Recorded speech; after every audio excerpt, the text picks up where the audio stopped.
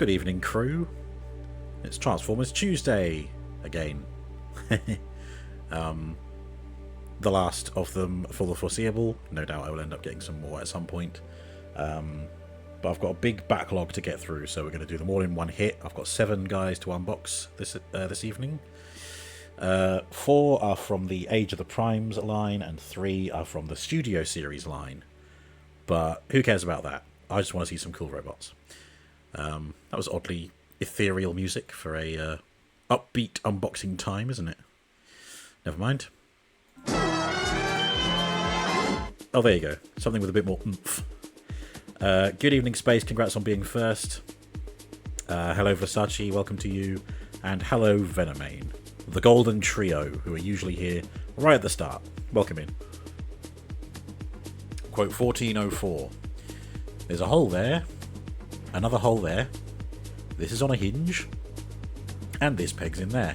That sounds like an unboxing stream. Okay, so here is the glorious crowd we're going to be opening this evening.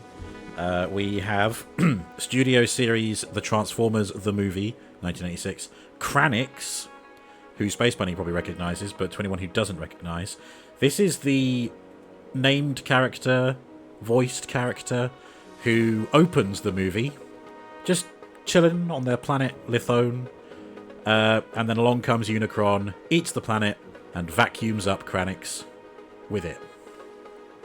Kranix is then later seen in the Quintesson court, getting thrown into a pit of Sharkticons. Harsh. Very harsh. And there is a figure about him now, so great. So we got that guy. We have Age of the Primes, Transformers animated Ratchet. So it's a retool of a pre-existing figure, which I'll get into when we do the unboxing, but it's done in the style of animated Ratchet from the cartoon of the same name, Transformers Animated. Then we have Studio Series The Transformers The Movie, 1986. Sunstreaker, who himself is a repaint of a retool of himself from an earlier line. So we've got him to get through. And over here we have Smokescreen. Kind of like Ratchet, this is an updated re-envisioning of a character from a previous TV show. In this case it was Transformers Prime. So this is Smokescreen, inspired by the look from Transformers Prime. And then these big boys at the back, you can see who they are already. We have Studio Series Bumblebee movie from 2018. Studio Series Optimus Prime there. In the older Studio Series packaging.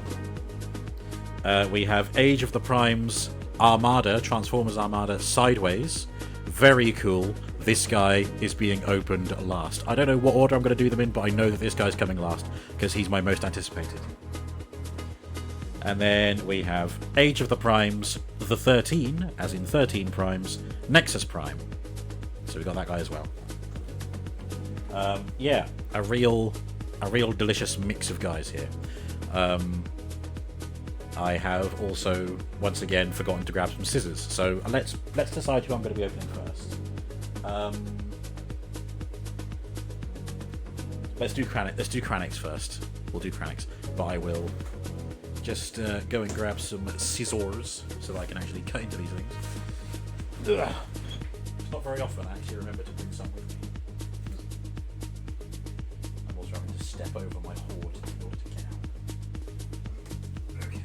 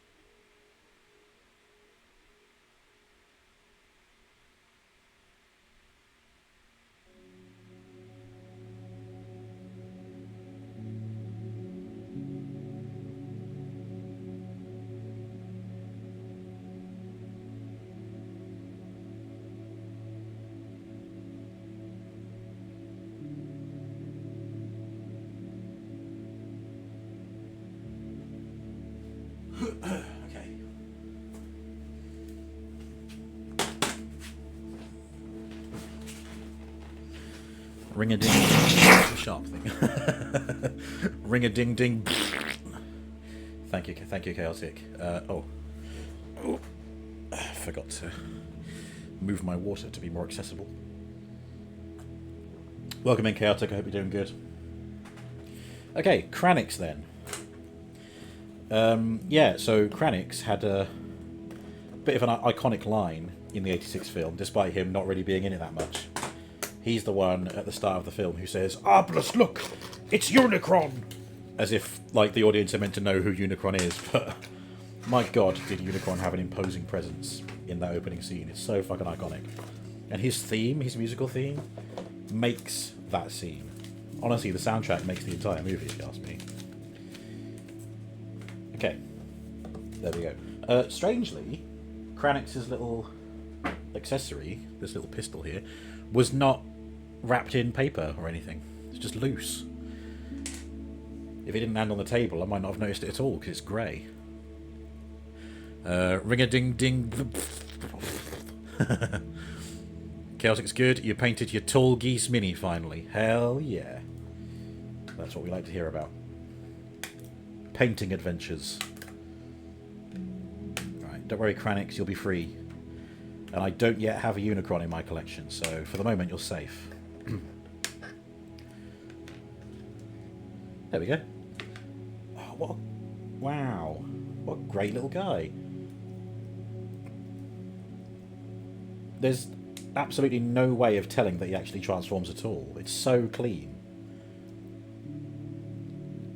And he's so delightfully weird looking. Is that an opening mouth? Oh my god. That's either an opening mouth or it moves for transformation. I don't know. I'll bring it close to the camera in a second. Let's move these out of the way. Now I'm wishing I didn't chuck the box away, because it would have been a good place to put these little plastic sprues.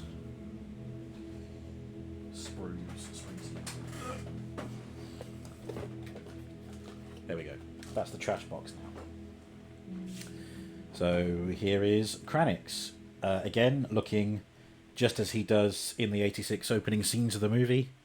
Pink with a sort of... It comes out more grey on camera, but there is a sort of yellowishness to it. It's closer to beige than grey, I would say. But yeah, it's so clean. Like, apart from some clear panels here, and obviously the hinges and seams, like, this is the cleanest robot mode I've ever seen. But then he does have the advantage of turning into something completely alien to us, so, you know. I think it's more impressive when it's on, like, a real-life thing that we can identify, like a car or a truck. But this is still pretty cool. Still really nice to see. Very lightweight, but still feels very sturdy. There's his little pew pew pew. There we go. Oh yeah, and what I mentioned about his jaw, I noticed it was on a hinge. So if I just like tap in his little mouth here, I can't tell if that's meant to be an open mouth or not. It looks like it's open. If I had nimbler fingers, I might even be able to animate the mouth, but... Oh, there you go. Vincero! Vincero! Which is what is said at the end of Ness and Dorma, if you didn't know. I learned that recently, thanks to a reel that was showing me Pavarotti singing it in his last public performance. And it had subtitles, and it said, Vincero! Yeah, there we go. Chaotic did it in a scheme that is a mix of the original, the EW variant, the Untitled Goose, and the Gundam Unicorn. Hell yeah, what a mix. What a mix. Oh, hang on, they got some identifying panels there as well, like a fin or something. So, what Kranix turns into, well, we're not going to turn him into anything yet, but I'll just give you some background on it. He turns into a spaceship, and it has some, like, iconic looks about it, like his head shape is very much visible in his spacecraft mode. But it was purely concept design. It never appears in the film, but the character design, you know, this was the design, and he had a vehicle mode that we would see him transform into, but that never happened. He comes into the film as a robot and goes out of it a robot. So it's cool that they've given us a figure of him to go into the movie collection, and that he actually transforms. Very good indeed. He's fantastic to handle. again, I'm like, it's one of those ones where I'm more impressed with it than my initial, thoughts when I picked up the box. Let's look at his mobility. So we've seen that he's got an opening and closing mouth, which is pretty cool. And that mouth does like go right against his neck. It's a little bit awkward to get otherwise, but he can look up, and that gives you a chance to put his jaw back. So that's cool. So you can look up that far and down that far. He can also look to the left and right. It's a bit tight, but it's there. In fact, he can look all the way around. Excellent range. This guy has never woken up with a stiff neck. Chaotix posted pics in the Discord. Great. I don't usually check Discord on stream, so don't take offense if I don't look at it right away. I will check it out later. His elbow goes that far. He's also got an elbow rotation. Oh, and the shoulders can go all the way up like that, all the way down, and they rotate, strangely, like outside the joint, like this bit remains static. That's the shoulder moving there, like that. That's very cool.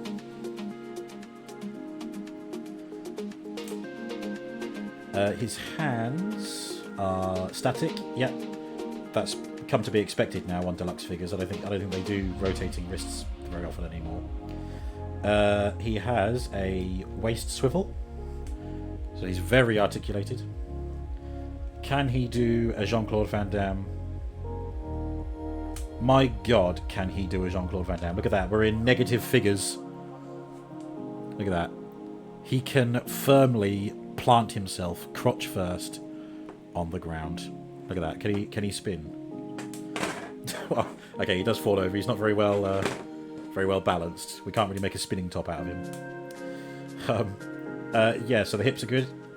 Hip rotation, and because of how they bend outwards, he can get some real flexibility going. Look at that. Can we get him to a ballerina pose? Let's try that.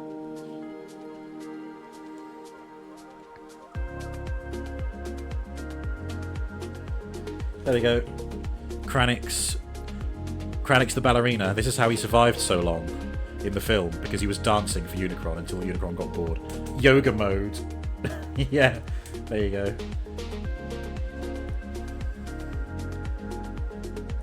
There you go. Kranix does some yoga.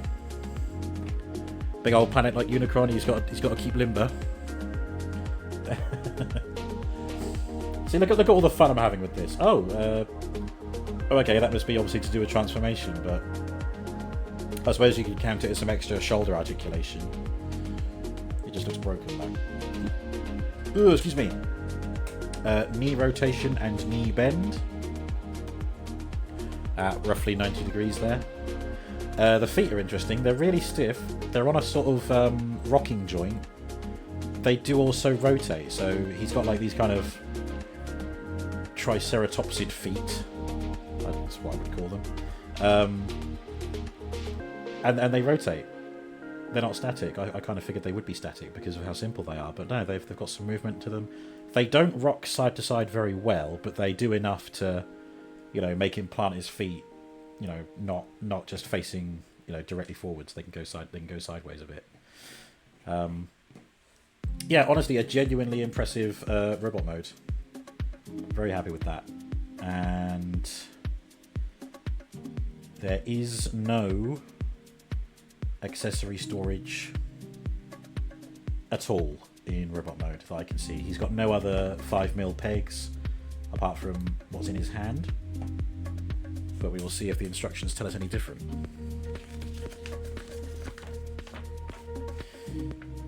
Nope, literally just shows it plugged into his hand,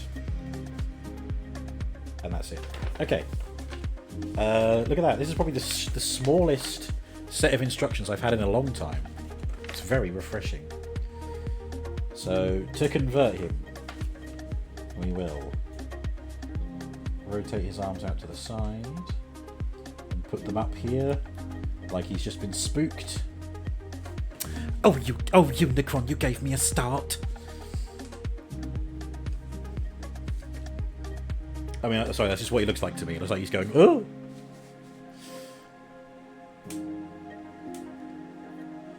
Very different tone of the movie, of Kranix, like, lifted his hands up in mock surprise and said, "Optimus, look, it's Unicron." What's this? There's like a panel coming up from somewhere, but I can't tell. What's that? Oh, is it just the entire head? Oh, yeah, no, it just wants the head tilted back like that. Transform instructions. Pull arms and legs off. He was eaten by Sharkticons. Do you know, they could have done that. Studio Series Cup in the 86 movie line, he was released a couple of years ago now, I think. But he did actually have segmented limbs, so you could just pull him to pieces. And I think Studio Series Ultra Magnus has the same thing as well. Because obviously he gets blown apart as well. Spoilers. Funny how they can both recover from that, but Optimus Prime couldn't recover from getting shot by Megatron. Then the jaw comes down like that. Okay, so that's mostly transformation related then. And then we pull down the chesticle. If I can find out what I'm actually pulling down.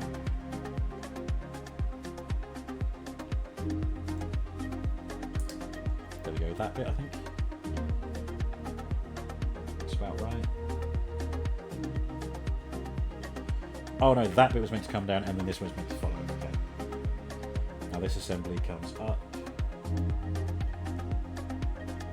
And then that.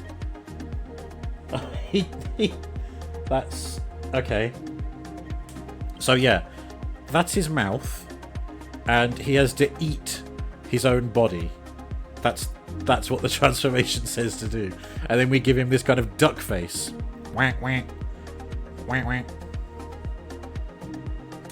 Incredible. And then close up that chest bit again. Fold up these.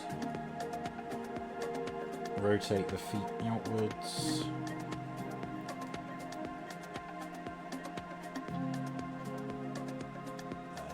Collapse the legs. Just that far? Yeah, they don't seem to go any further, so that must be right. And then... oh, lift up the back, pull it this way, and then that. Is that just filling some gaps? Looks like it is.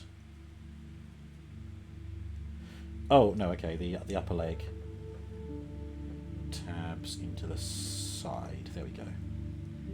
Like that. And then I guess we clip those together as well. Yes, indeed. Arms down that way on those opening shoulder joints that I found. And then we lift up these fins.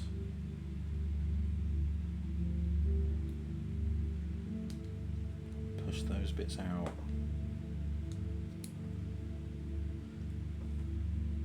What are they clipping onto? Just there, is it? Okay. And then do the hands fold in? Yes, they do. Very tidy. Tidy. Is that all I have to do for them? They don't seem very secure. But... no, okay. So, it is, come on, it is just a duck mode. Look at that. He's flying south for the winter. Or north for the summer, I guess.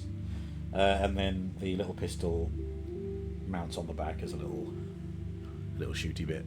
But I love that it's literally his robot mode face leading at the front. He has literally just folded himself up, being like, right, I must go, my people need me. Whoosh. It's all good fun. Not a criticism, it's just really fun. And again, like, incredible robot mode, really surprising. And a strong start for this evening, really. There you go, again, there he is. Can you imagine this attacking Unicron? I'll show Unicron, I will quack him to death with my duck bill mode. But there you go. To be honest, that could be why they never used it in the film. They were just like, no, this is too silly, we can't do it. So there's Kranix. Great fun. Obviously no articulation for this mode, it's just a flying machine. No means of putting him on a flight stand. That's a shame. Sometimes they have a little hole that's like a 2 mil wide hole, and they can like sit on a flight stand, but not this time.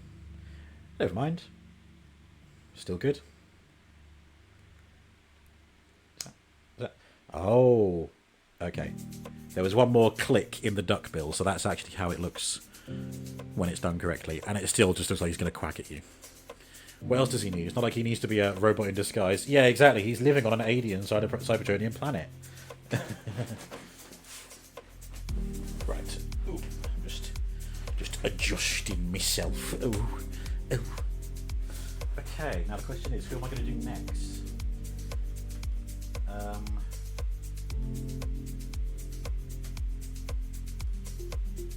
It's really hard. I'm kind of excited for all of them.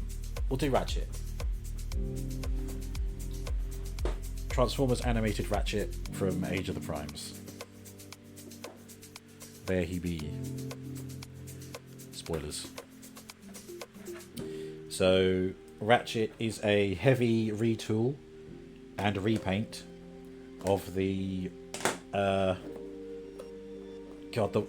War for Cybertron Siege or Earthrise, or maybe even Kingdom. A retool of Trailbreaker from the aforementioned toy line. So it's been a while since this type of vehicle has been on shelves, but I thought it looked really good as Ratchet. So you know, that's kind of what attracted me to it.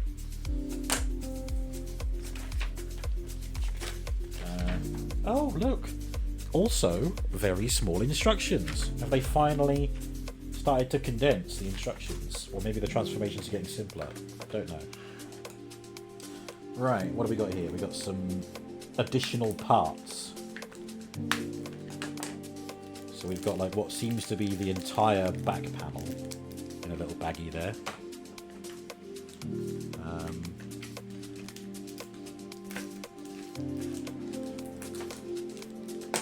And here's his accessories. Quite a few, which is nice. He does come well equipped. So we've got... oh my god, there's way more than I thought. Okay, we'll go through those in a second. And then we'll get Ratchet himself.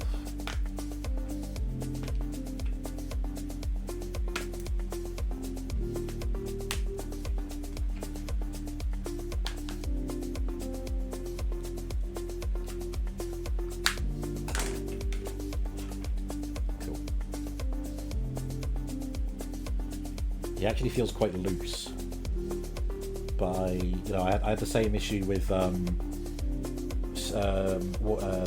tracks that I got from Comic-Con. He was also very loose, and I had to use super glue to tighten up some ball joints. But you know, the night is young. Ratchet may still surprise us. There we go.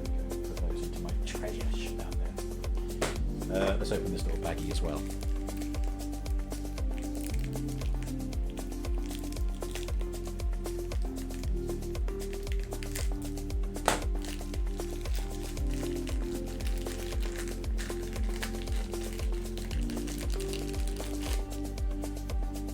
Yeah, it's literally just like the back panel of the robot.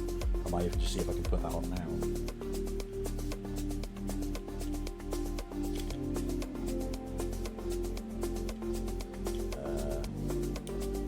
Oh yeah, well, I think that worked. It kind of just attaches through friction.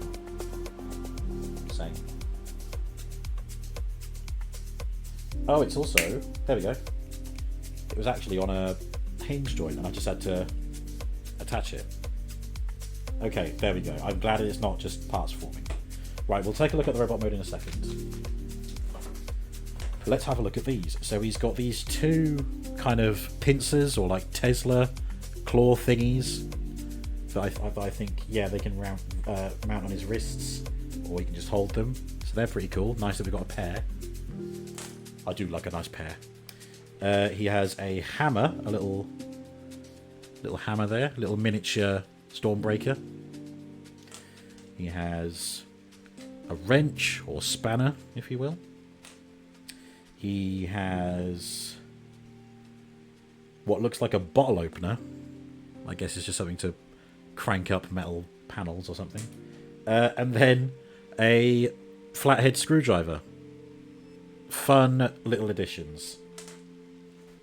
So that does make him seem like more of a mechanic than a medic, but I also see the funny side. It's like, oh, you're feeling a bit unwell? Here, let's give you a smack round the face with this and see if that helps. Yeah. Why, yes, I am a doctor. Actually, no, while I've got the robot in hand, let's see what he's like. Again, I still think he looks really good. Like, this is a really great use of this mould. They have obviously tweaked it to, you know, fit the Transformers animation style. They might even have made some improvements on the Trailbreaker use of the mould. Yeah, some very flighty limbs there. See, like, not much effort at all in those hips. Look at that. It's like it's on a scooter. Great looking head sculpt. This is deliberate. He does have a little piece missing off his little eyebrows there. That's by design. So it's kind of moulded to have a little chip in it. The head moves quite loosely as well. Yeah, really great. Great, really great. Let's gear him up. So put that on one wrist. And this on another.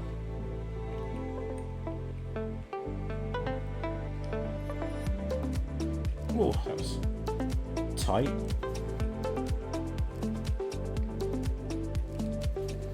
Okay, and then he's got 4 pegs on his little backpack, so we can store all 4 of these tools. Very nice. I like to see that. I hope they mimic it for vehicle mode as well. Yeah, they are very, very tight.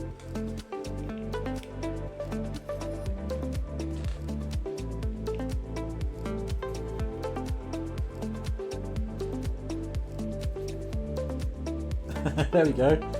He's got an entire Wix on his back. Do you want some tools? I'll get some tools for you. I work for Wix.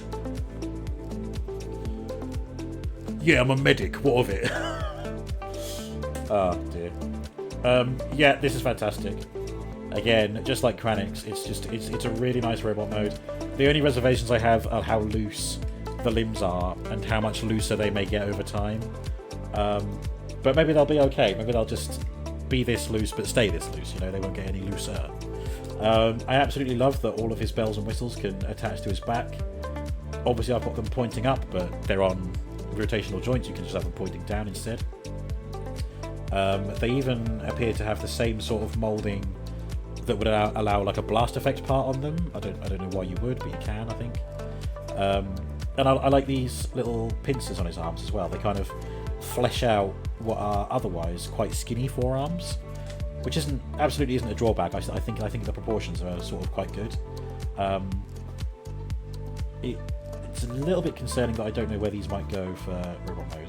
I could also peg them on the inside of his leg, if I wanted to. I guess you could put some tools down there as well. And I think these on the side of his wheels, they also double as a 5mm peg joint. Let me just test that out. Oh, they do stay there, but they're quite loose, so maybe they're not meant to go there.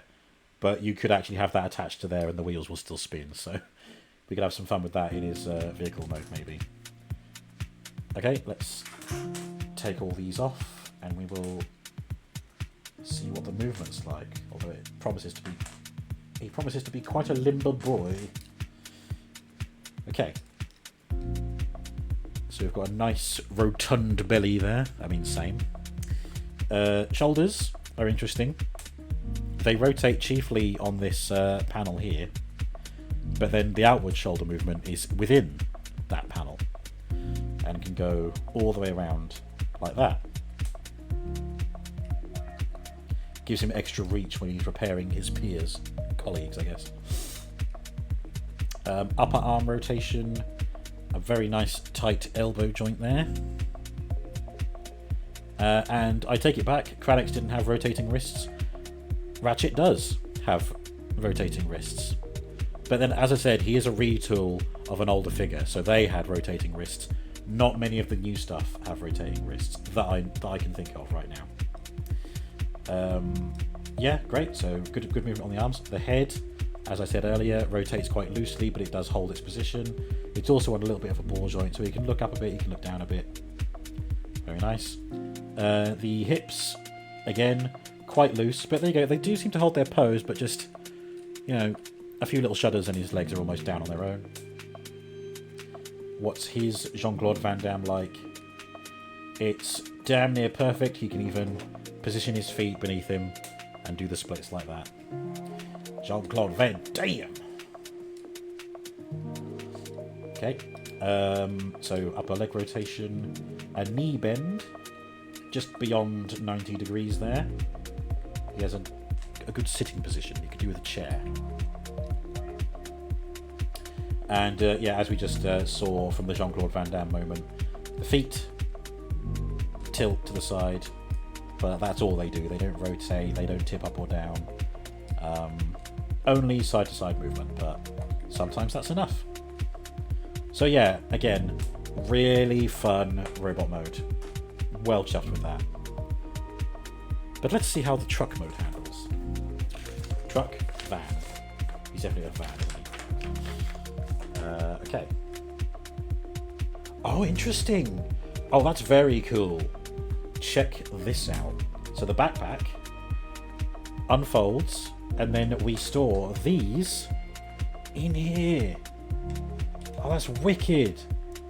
That's so nice having them. I mean, I don't mind that they were on his hands all the time, but I love that they've included this option, and that closes up, and now they're hidden from view. That is nice. That is very nice indeed. Yeah, and then it just shows to put the rest of the tools on his backpack. Oh, hello.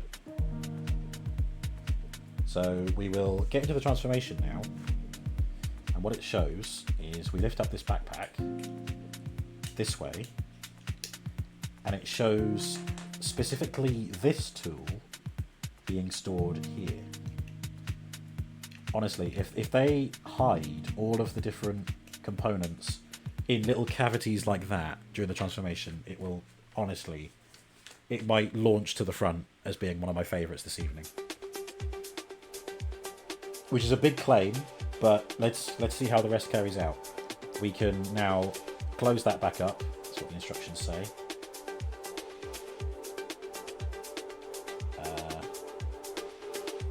Oh, there we go. Yep, fine.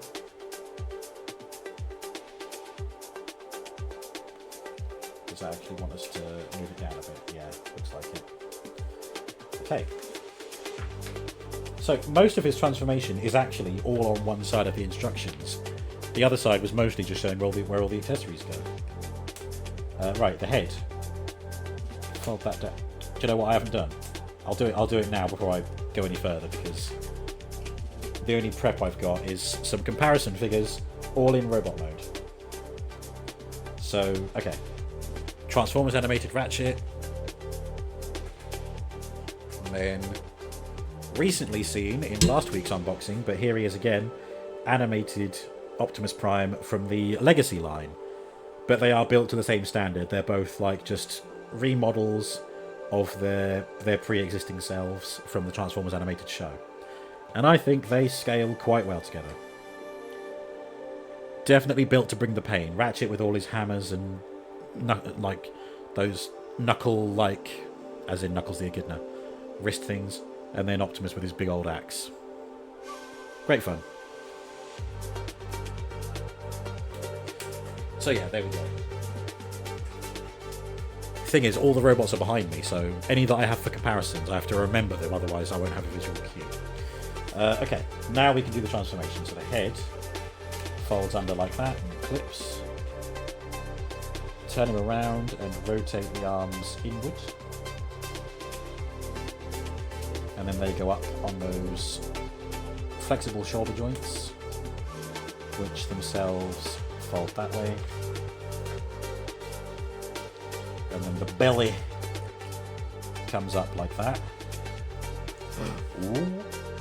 This stores under the hood. Excuse me. Ooh. As does this. Oh boy, it's looking good. It's looking very good. This hammer may well go somewhere on the robot. Good evening, Gregory. Hello. Welcome. How go the archipelago preparations?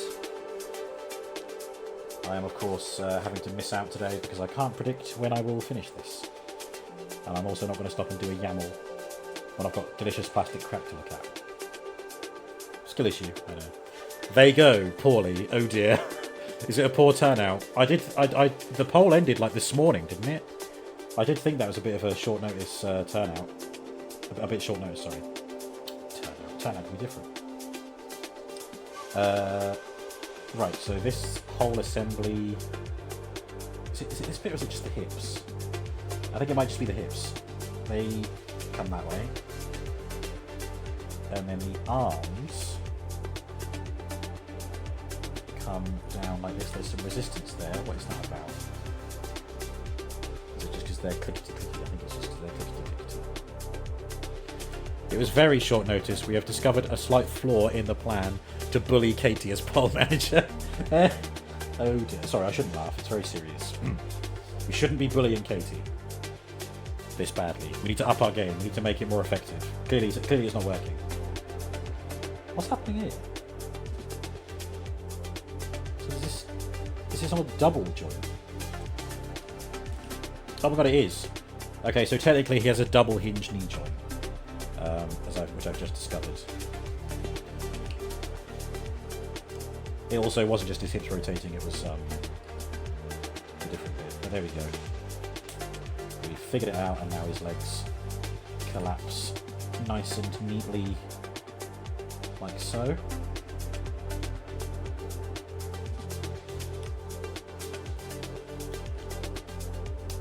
Well, I mean, obviously the other dates on that poll, I voted for Thursday and Saturday, I think. So if people were to reschedule, not that they have to revolve it around me, obviously, but those would be my chosen dates. Oh my god, we've struck gold, everyone. The hammer does store in the vehicle mode with the other bits. Oh my god, we've got 100% accessory storage across all modes. All 2 modes. Incredible. Definitely one of the figures of the night. I mean, Kranix was great in his own right, but he didn't have anywhere to put his pistol other than in his hand. Ratchet here has a space for everything. That's such a good use of the Trailbreaker mold, honestly. Fucking brilliant. Right, I think the arms just kind of fold down there like that, and then we close the hood up. Are they just sitting there? Yeah, they just sit there. They don't tab in or anything. So, underside, quite ugly, but what a fun little 4x4 emergency vehicle. You just wouldn't put it where he wanted it. What do you mean? Don't understand. There we go. Ratchet. And obviously, if you wanted to, you can put those accessories on the ports on the roof of the vehicle, because obviously that doubles as his backpack. Yeah, god, honestly, that's so fun.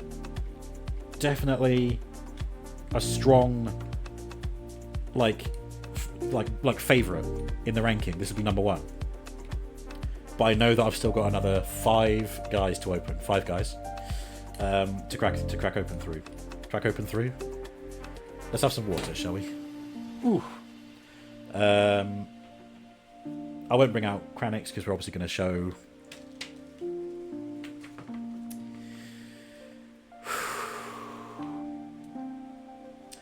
I got a bit excited.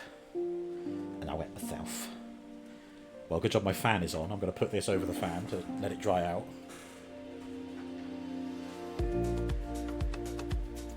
It's literally sitting on top of the fan and holding there because of the fan. Like the wind energy is stopping it from flopping off. Oh dear, they're a bit soggy. Note to self: don't get excited about Transformers while holding a container of fluid. And yes, it did go on my shorts.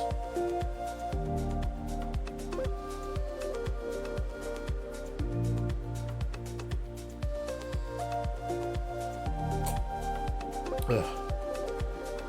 Okay.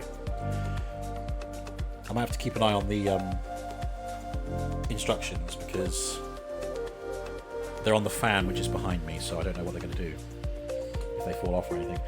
Okay. Age of the Primes, animated Ratchet, incredible. Highly recommend. So, who is robot number 3? It seems we're doing all the deluxes first, so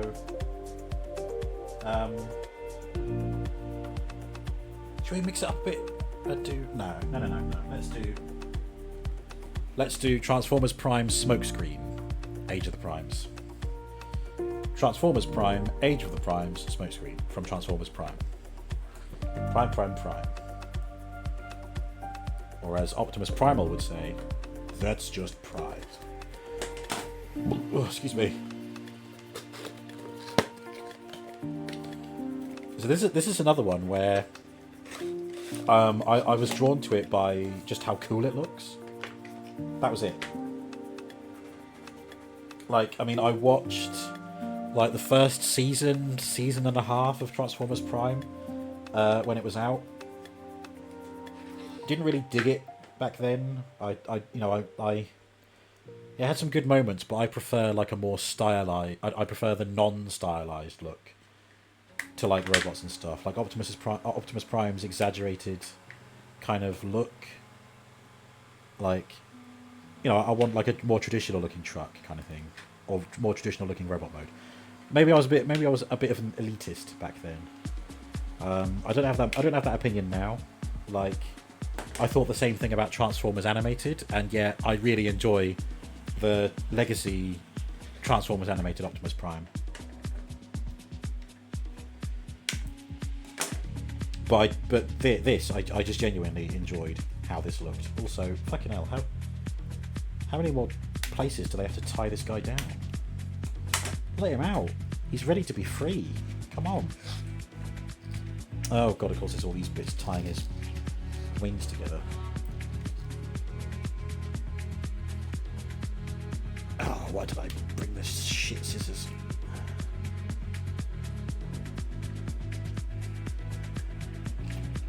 Oh my god, there we go. Right. I did that with such force that I pulled his wing off, but it's okay. We can reattach just like that.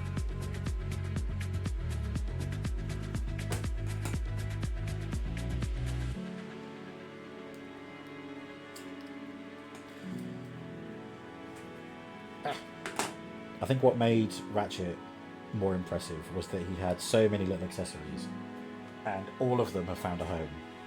Like, Kranix only had one thing, and the only place to put it that isn't in his hand is in his robot, is in his jet form.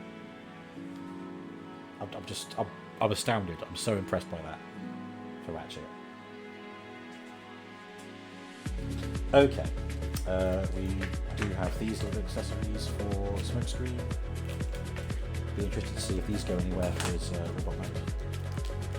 Because I know they go on his hands, and I know they go on his vehicle mode as an option.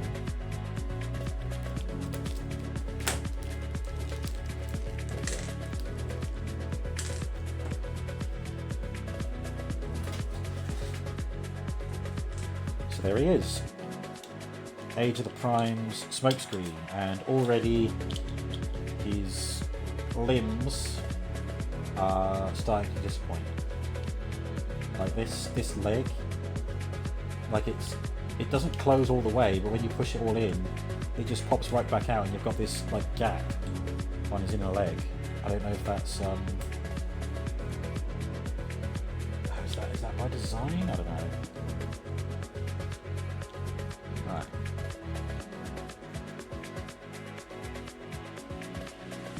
He does look good though. He looks a lot like Proud, doesn't he? But I mean, Proud and Smokescreen traditionally they all have the, you know, door wings on the back. But yeah, maybe it's just the white and red, especially on his face. It just makes you think of Proud. There we go. Smokescreen. Actually, yeah, looking at it on camera, this is definitely a nice looking robot. Who has optional little hand cannons here.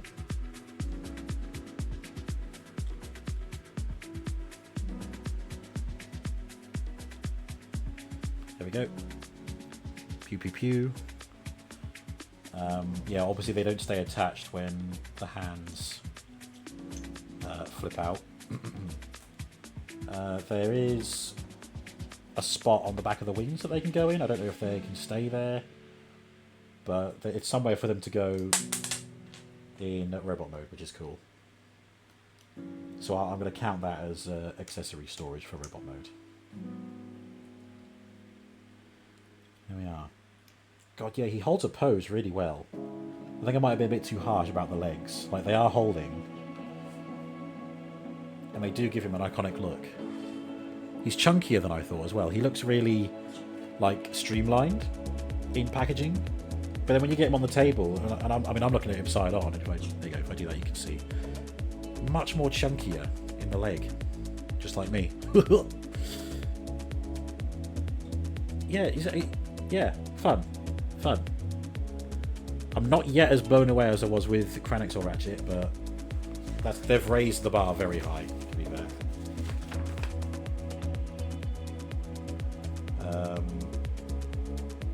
Yep.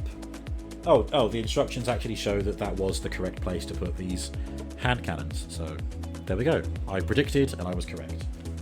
And then obviously it shows to put them on the hands, which I've already done.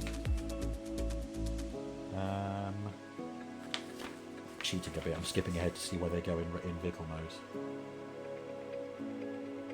They only go there. Okay, you know what, I can live with that, that's fine. Right, well, let's take a look at the robot mode a bit more. Again, a very nice looking robot mode, that's what drew me to it. I think he's proportioned really well. He looks really armoured up and ready for combat. He has double hinged elbows. 2 different hinge joints on the shoulder, one to swing them out and one on the inside to lift up like that. Hands are static except for folding inside the wrist. His head is on a very nice ball joint, he can look all the way up like that. He can't really look down, but then with a chest like that he wouldn't be able to look very far anyway, although he does have this convenient gap just here. So he could actually see down to the floor. Waist swivel, non-existent. That seems to be because it's held in place by the back, which can pop out, and then that does allow him to rotate. So that's interesting. Very interesting. So obviously the robot mode, you're meant to like peg that into place, but it stops him from rotating the waist. So you have to kind of modify the movement a little bit to get him to actually move. However, if you pop out the backpack just that much, it doesn't look out of place. And you can have that waist movement naturally. So then I wonder, why do they bother having it peg in at all? Interesting. Very interesting. As far as I'm aware, this isn't a repaint or retool of anything. This is an original design. So, yeah, who knows? Anyway, Jean-Claude Van Damme time. Oh, Smokescreen. Oh my boy. There you go. That ranks him higher again.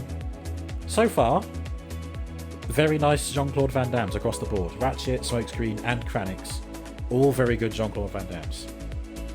They can T-pose to assert dominance, but as an upside-down T. You'll have to see it. Thigh rotation. Oh, see, there you go. All I did was move the thigh and the shin popped out. That's kind of what I meant earlier about the legs not holding together very well. Maybe there's something mistransformed. It's something that we'll have to see when we turn them into car mode later. Yep, so upper thigh rotation. They can also swing out back and forth. Kind of not swinging that far back because of the backpack. But there's some good movement there.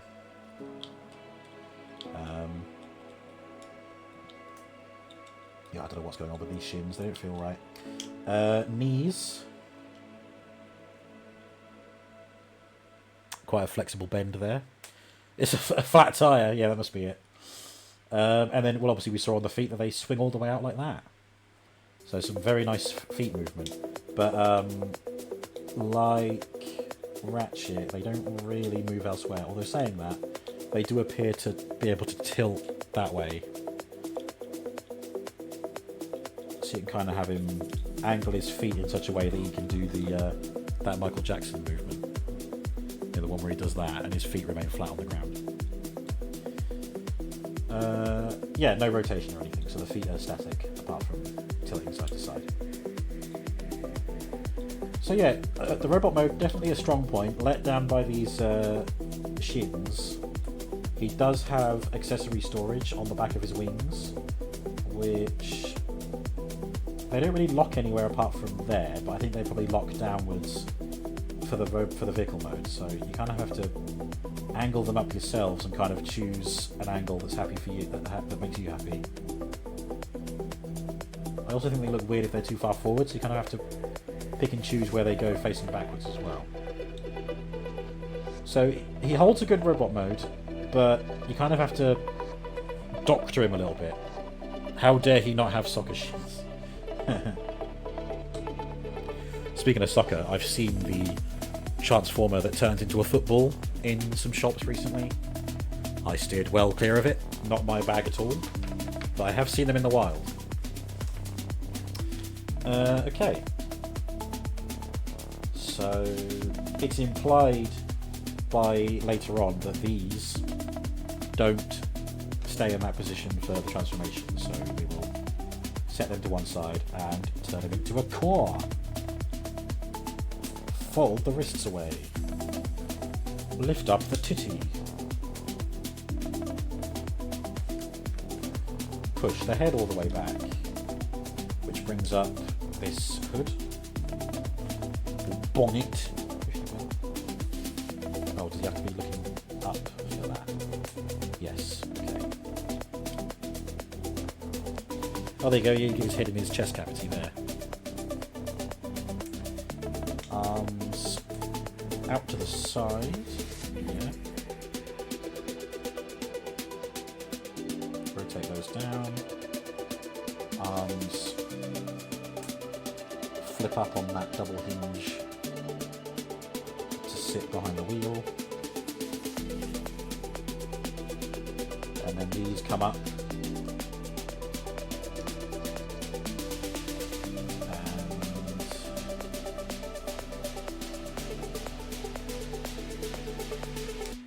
Kind of meet there, but it's the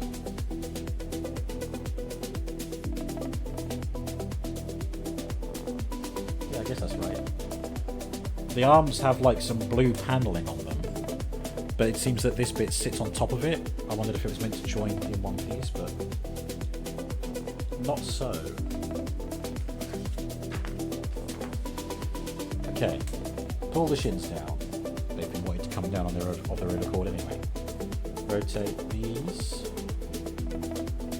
and then just like Ratchet, there's like a collapsing joint in the knees that bring the lower legs up.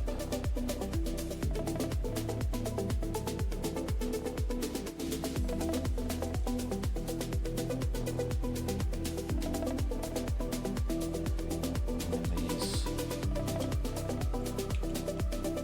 collapse all the way up.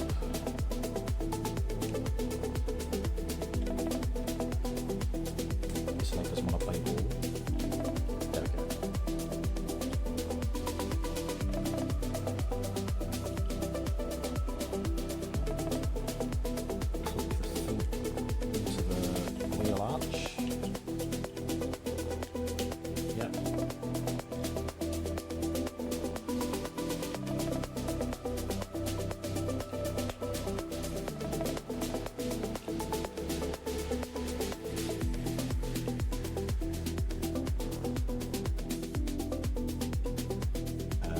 those fold up like that. All that pinches together, which I've already done. I've done this bit as well. Oh, except I haven't. The bonnet is incomplete, so the wrist pieces I mentioned, they must come forward a bit. Oh yeah, there we go. They were at the wrong angle. Stop coming apart. You're not making a good impression here, boy.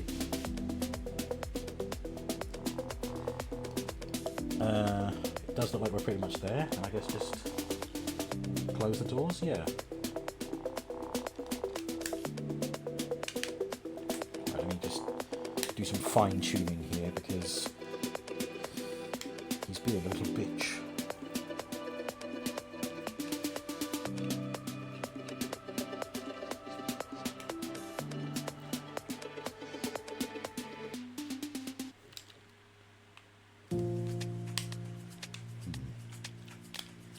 Puzzling, very puzzling.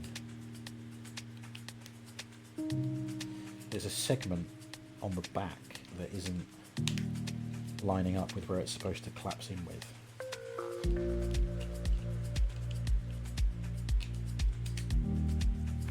Sure.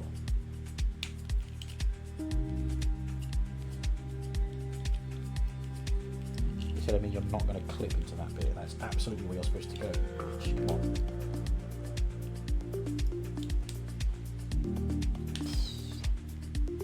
Okay, whatever, fine. Be gappy.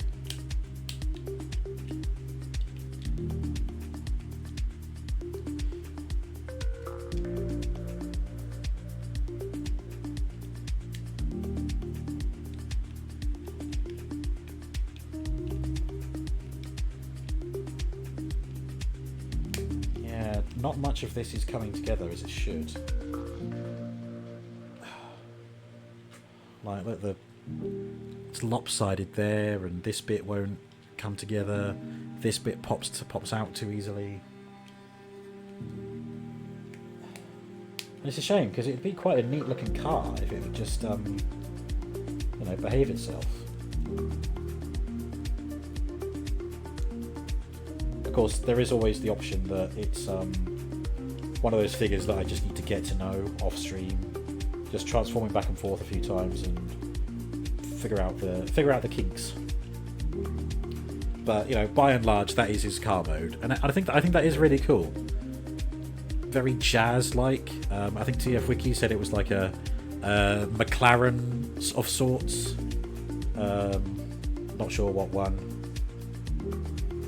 Right, and then the little accessories here, they slide in and make a rather excessive pair of exhaust ports. There we are. Yeah, see, some of the wheels aren't even turning.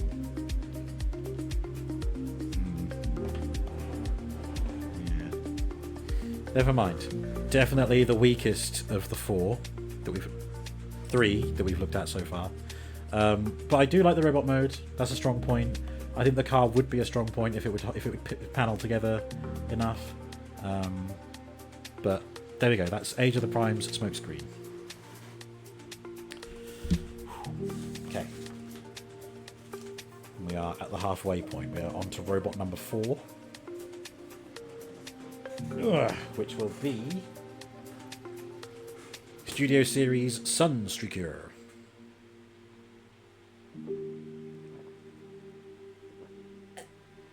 Ooh, how are Ratchet's instructions doing? Dry as a bone, which tells you how warm it is, and also that I've got my fan on. That's good. They didn't seem to suffer my clumsiness earlier. Okay, so yeah, Sunstreaker. This Sunstreaker is a slight repaint of his Earthrise mold, I think, which makes it look more like a Lambo. but then that is a retool of the Kingdom mold, the one where all the Transformers got like their Cybertronian modes reimagined. So this is like the 3rd or 4th iteration of this guy. But I thought he would pair very nicely with my Studio Series Transformers Devastation Sideswipe.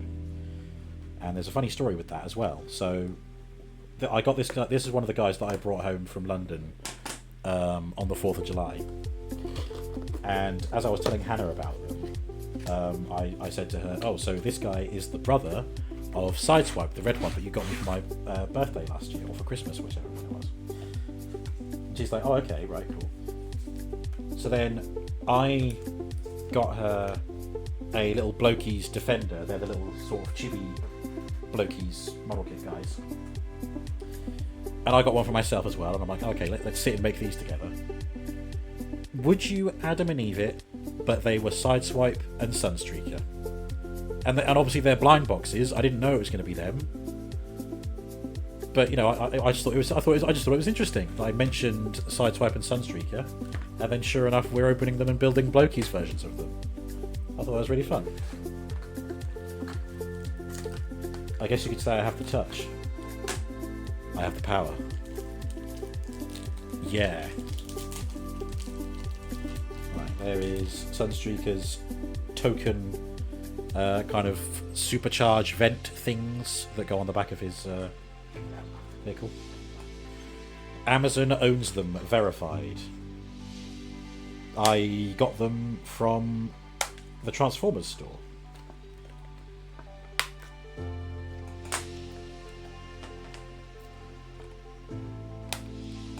Can't remember the last time I got a Transformer from Amazon. Every so often I'm looking at them because they sell the like Teenage Mutant Ninja Turtles crossover, which obviously I do still want, so that's why it's on my radar. Okay.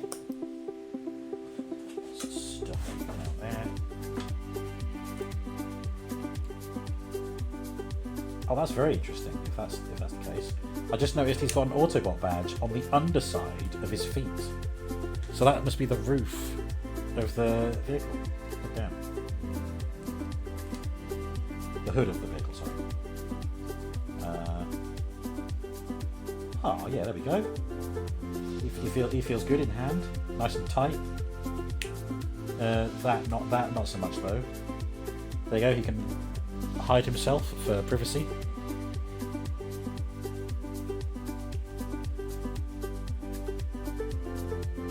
That doesn't seem to be tabbing in very well, so that is just loose. Fine. Okay. And that can go on his backpack. Very nice. It kind of shows him using that as like a handheld weapon, but I'm not so hot on that, if I'm honest. I like it when it's just on his back. Kind of feels like that's where it belongs. They're always listening. No, you're right there. You're very right there. Let's just bring out Sideswipe, seeing as I've mentioned him so much already. There we go. Ah, yeah, they go together. Definitely. I mean, I already think that Sunstreaker is the stronger of the pair. We'll get into that because Sideswipe, you know, like he doesn't have rotating wrists. Oh no, neither does Sideswipe. Sunstreaker, fucking hell. But like Sunstreaker's got, you know, more mobility in the shoulders. He's got a better ankle tilt. He seems a bit more mobile than how Sideswipe is, especially because Sunstreaker's got a waist swivel. Sideswipe does not have a waist swivel, but that's not the end of the world. Did I see the new one? Megatron and Boar and Bumblebee as a squirrel. Yes, I did see that. They are the opposite pairings to the Age of the Samurai guys who I opened up a few weeks ago. Obviously I got Optimus Prime and Starscream first. I do want the Megatron and Bumblebee. I will get there at some point with them. Okay, well, Sunstreaker, as I said, he can also wield this as some kind of strange, like, blaster. I suppose it's got a wide angle. Maybe it shoots out laser beams. I don't know. Again, I think it works better as a backpack. See, again, this is where I would like a 3D printer just to print off my own Transformers accessories. That's what I want. Never mind. Yeah, it's a great robot mode.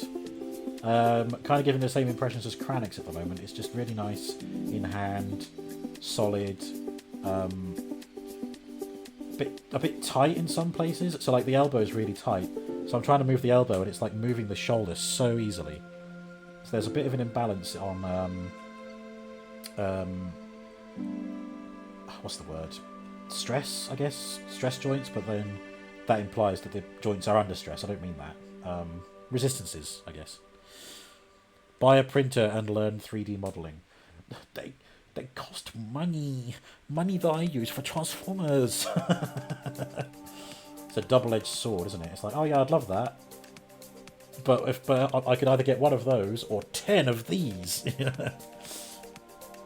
Am I going to get Gem and the holograms? No, they don't do it for me either. Very funky to look at, very colourful. Not my jam. Not my gem, if you will. Here is a closer look at Sunstreaker, for fuck's sake. Sunstreaker. Sun, because he's yellow. And Sideswipe is side, because he's red. Yes. He's stockier than I thought. The same thing happened with Smokescreen. Like in the packaging, I'm like, oh yeah, they look nice and slender. But then when I get them out, much chunkier, very chunky boy. Side Streaker, Sunswipe, Streaker, because sometimes he takes his armor off and runs around Times Square. There you go. It makes sense. That's why he can fold that down to cover up his gentleman place, which obviously is non-existent. But you know, you don't know he's not showing it behind that panel. Okay, robot mode. The head is... There you go, he can put himself to sleep. His gentleman place. I said what I said. It's on a bit of a ball joint. It's actually quite a nice head sculpt. It's very good, actually, for what it is. Very good. Shoulders, yeah, they kind of have... He can kind of shrug, like, They also come down a bit. Give him some gorilla arms. I think the natural pose for them is to be just like straight out to the side. So they move that far, but then if you angle it up, they kind of bump into his head, so they can't go any further. They're on like 2 different hinges, so they can just move all over the place. Elbows very tight. As I mentioned earlier, like going from there to there, there's a lot of resistance in that elbow. There's also an elbow rotation, and the hands are static except for folding in, presumably for transformation. Okay. As I mentioned earlier, he has a waist swivel. Jean-Claude Van Damme time. It's another very strong Jean-Claude Van Damme. Look at that. I might have to get them all lined up in a row later on. Well, no, if Nexus Prime, Optimus Prime, and Sideways can all do this as well, then we'll have them all lined up doing this pose, because it'll be funny. But there you go, Sunstreaker, very flexible, very limber. Sunstreaker's been hitting the gym, doing his stretches. The hips are quite tight as well, mainly the back and forth. Side to side, not so much, but this one, very tight. The knees only bend at a 90 degrees. Ooh, God. The feet, really nice side-to-side motion. There's a little bit of a tilt there. That might be for transformation, because I don't think that really serves much of a purpose for robot mode. It's kind of just sets him off balance a bit. And the heel doesn't really follow it. It's literally just the toes. Very tight. Very tight indeed. Right, now, because he doesn't take long to transform, I will just quickly convert Sideswipe to his vehicle mode. And also, just because I prefer a more traditional weapon, there's a Sunstreaker with the kind of standard long silver rifle that Transformers arm themselves with. He looks much cooler like that, rather than using this as a gun. Maybe I've got a spare handgun somewhere for Transformers to use. I can give him that. Yes, okay. Are you timing me? Let's go.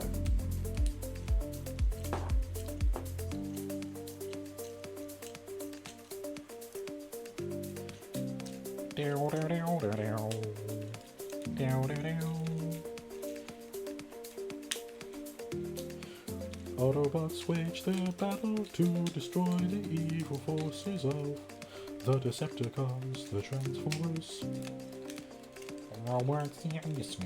There we go. So there's Sideswipe in the approximation of a Lamborghini Countach LP500S.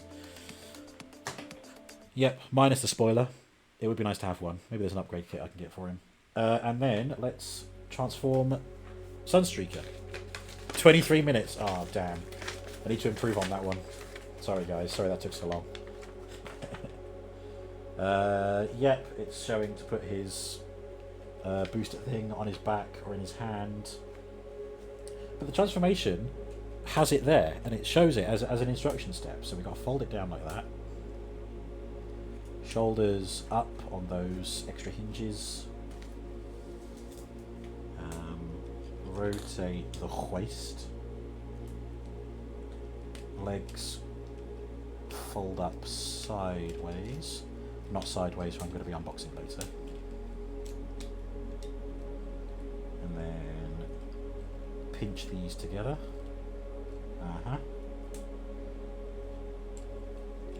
Then this comes down to there. Yep, did that. This panel comes up there. And then what is the underside of the feet ends up there. There you can see they're starting to match now. Head down into that cavity. Rotate the upper torso. That was cool. Okay. I think that was on a separate joint to the waist rotation. Yeah. Fold the arms in. Rotate the arms like that. Yeah. I see how this is going to go. It sort of ends up being like a puzzle piece, and you can see the gap where things are going to go. And then, yep, same there. I know what's happening here. There we go. And there is Sunstreaker, who is also in an approximation of the Lamborghini LP500S. I would love to see actual spoilers on both of these, just to complete that Lamborghini look. But it is nice seeing them as a pair, looking, you know, identical, apart from colour.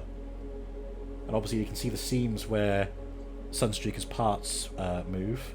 But I love that they've taken what Sideswipe is and just remolded it to make it work for Sunstreaker, which is how they work.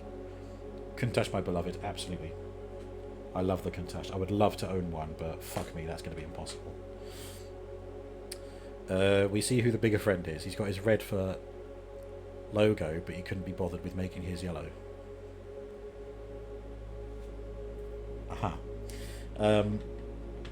Yeah, there we go. Just a really nice pairing.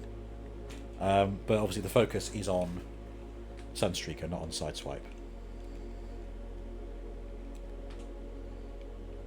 So let's put you to one side. There it is up close. They can't be too literal with the Lamborghini thing, but like the wheels, they do evoke that classic Countach look where you've got like the circles punched into the hubs. But obviously they've squared these off to make it not too obvious. But there you go, it's just a nice dinky car. I like there was no additional parts. This bit can stay exactly where it is. All you got to do is flip it around. But you know, even if you take it off, I mean, first of all, he looks naked. Call back to what Chaotic said earlier. But this, you know, it doesn't go anywhere else. There's nowhere else for it to go, so it may as well just stay there.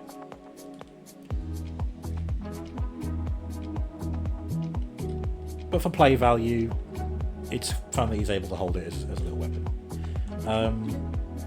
In terms of what I think of it, it's just very good. It's really solid. I think it's as good as Sideswipe, but like it's a few leaps better than Sideswipe, but still doesn't blow me away as much as Ratchet. At the moment, it's between Ratchet and Kranix. So Smokescreen, Kranix, Sunstreaker, Ratchet. That's the ranking from worst to best at the moment. But I still like all of them, just to be clear. So that's Sunstreaker out of the way. Sunswipe. Sidestreaker.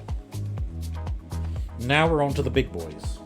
And yeah, let's go with the biggest boy, Optimus Prime.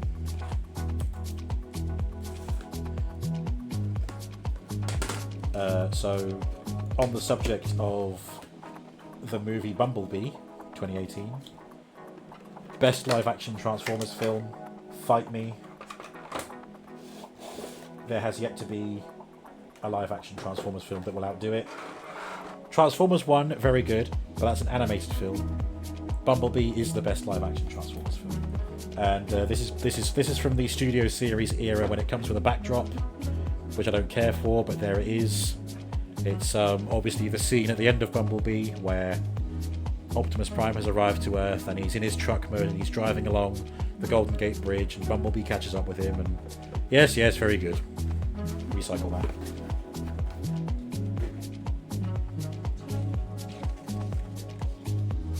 And there you go, we're back to the ridiculous instruction sizes. But we'll get to those later. First of all, let's free our boy.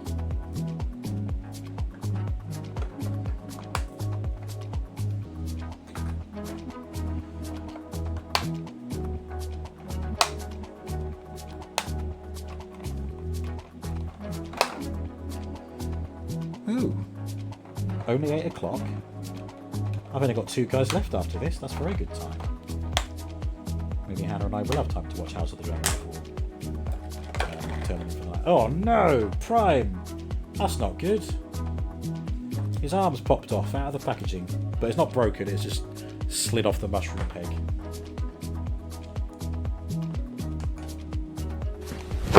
Emotional damage!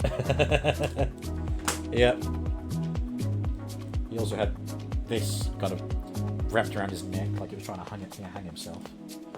Maybe he's been in the Transformers store so long that he was like, "This is it. If nobody buys me, I will hang myself with my own packaging. And I'm going to dislocate my arm as well." And then along I come and I rescue him from his purgatory. Come on, get that arm back on there. What's it knocking against? Ugh. Is that on? Is that correct? Seems right. Okay. So he kind of feels like Smokescreen. He's a bit loose. He's a bit loosey-goosey. Oh, for fuck's sake. I need like a net here to catch these plastic shittiness. Because they're quite awkward to pick up with my big old fingers. There we go. One more. Okay, so here he is. An approximation of his robot mode in the movie Bumblebee. It's not... They've done a pretty good job for a Voyager class figure. I think they've done a really good job with that. He looks really clean. Or as clean as he can be for a live action model. Like they've even got like the molded kind of spine barrel that he has. It's really cool. The chest is accurate. Does he have a matrix, do you think? Oh, that bit can open up. But the hinges that are there, I don't think there's a matrix to be shown. But his chest panels do open up like they normally would, so that's kind of fun. Yeah, the bits in his elbow, these kind of round sections, they were featured in the film as well. It's a very iconic look. And honestly, it was the look that fans of Transformers wanted for their live-action Optimus Prime. And he's in the film for like, what, 10 minutes, if that? It's a tragedy. Travis Knight gave us gold, but Michael Bay had just abused the franchise so much that by the time Bumblebee came out, people were like, nah, had enough of these films now. His hand rifle, also very accurate to how it appears in the film, which I think is literally only in the first 5 minutes or so. For such you can't sleep for the rest of the week, you weren't ready for body horror. Yeah, it's alright, I fixed it. I reattached the arm. There we go. Yeah, very cool. There's only one live action comparison I can do, and that is, of course, former unboxing member, Age of Extinction studio series Optimus Prime. So from two very different eras of live action film and two very distinctive looks, but this shows that, you know, your leader class and your Voyager class are two different types of beast, but they are not to do with height. That used to be the classification system. Like, deluxe class used to mean your standard 10-pound small simple robot, but not too small. Voyager was the next size up, bit more complex, bit bigger, but not massive. And then leader class, you were getting into big buck stuff. Now it's more to do with how complex the transformation is. The more complex it is, the more parts are used. The more parts are used, the greater the price it makes, the greater the cost of producing it. The greater the cost of producing it, the more it's going to cost you in retail. So that's why this is a leader class figure, and that's a Voyager class figure. There is a slight height difference, but you can see they are absolutely built to be the same size.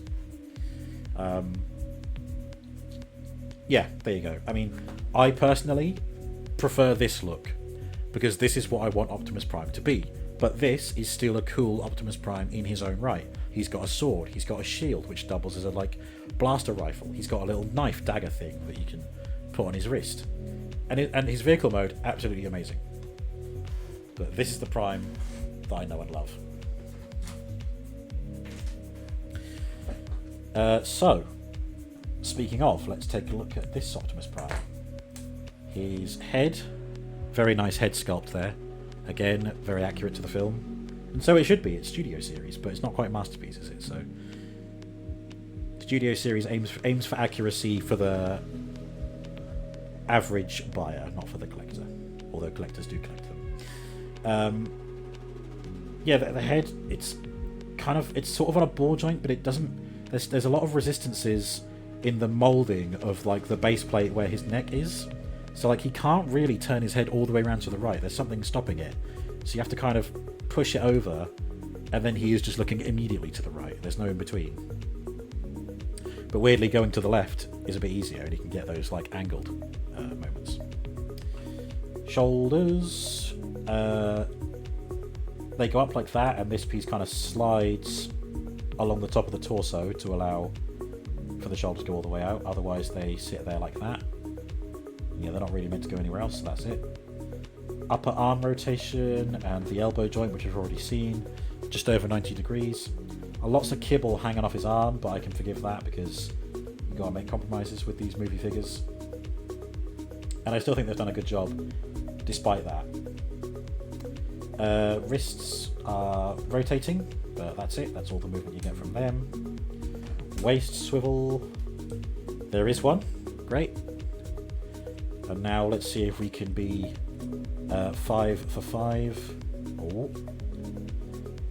Okay, that is the weakest Jean-Claude Van Damme we've seen this evening, but it is still pretty damn good. Look at that.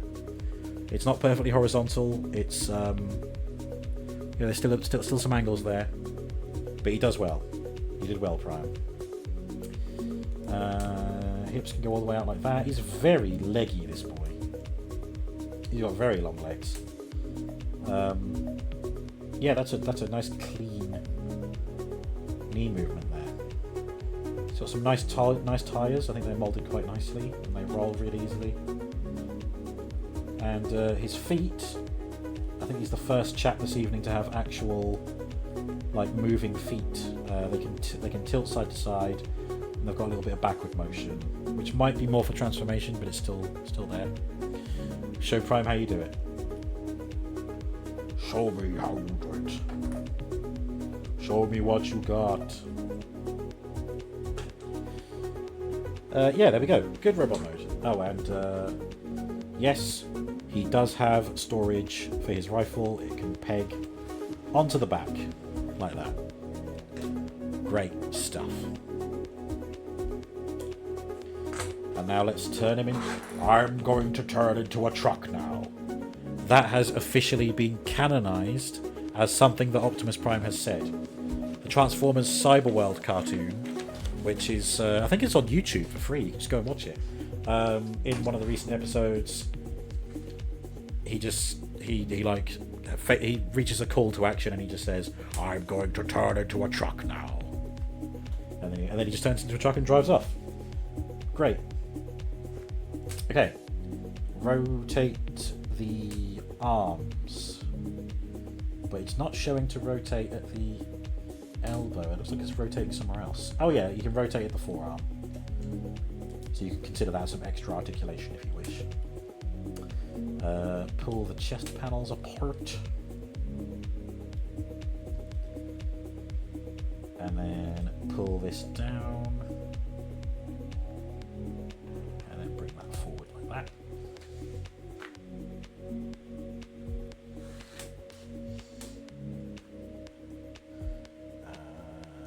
These out like that. And then what's that bit? Here? Oh yes, on the back we bring down the grill and flip out this.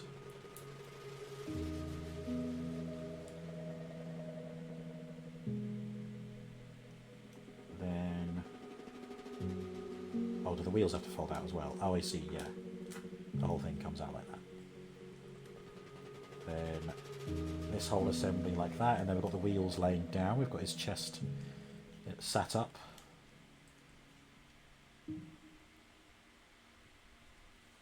And then rotate the upper body like that.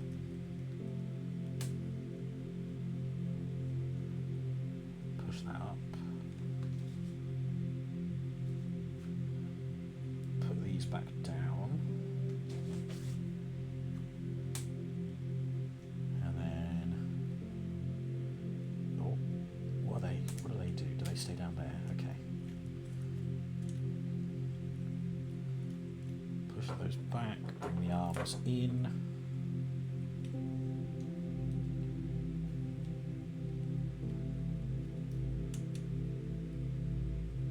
Okay.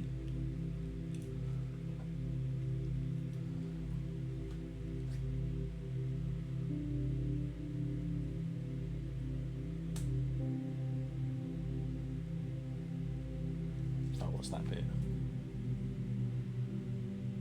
Oh, no, it's showing those bits. Okay, they come up like that. Put the arms in, which I've already done.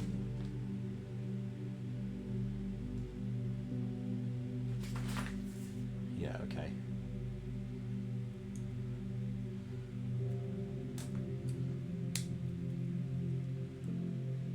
Fold up these side panels.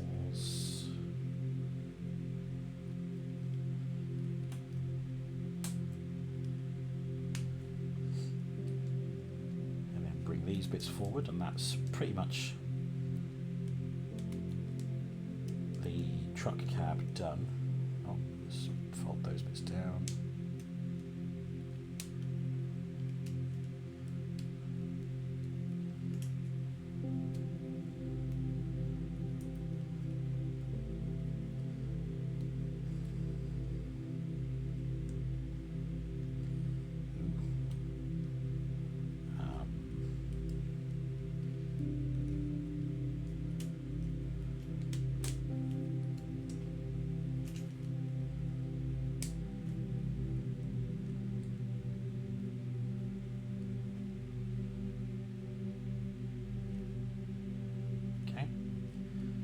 Kind of started eyeballing it, seeing if I can get him transformed, but really I should be looking at the instructions. However, it's kind of all coming together of its own accord.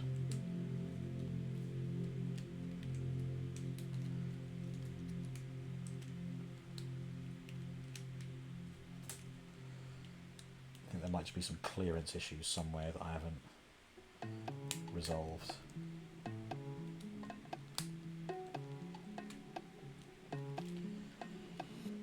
That's pretty much there though. Yeah, I really jumped the gun. Never mind.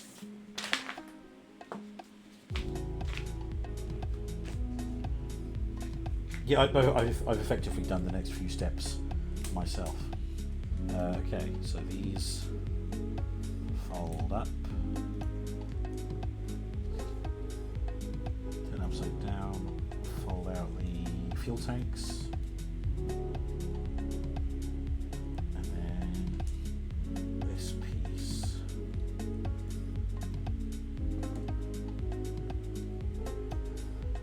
comes back.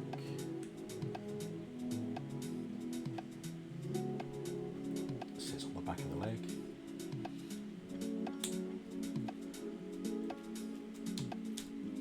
Okay.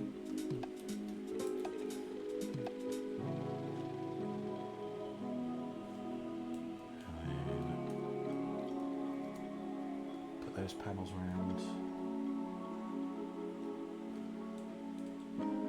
Lift up.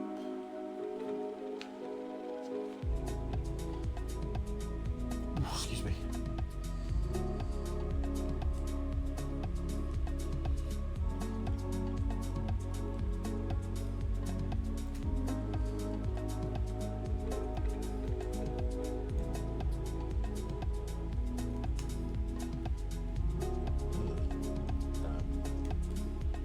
Okay.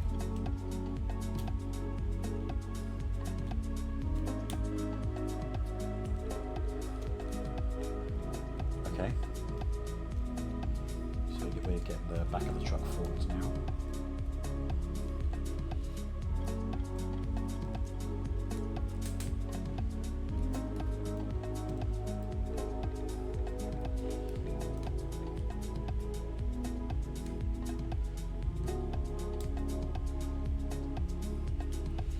Just doing some housekeeping of the truck cab, because I can't get it to sit nicely. Might be something wrong with the arm.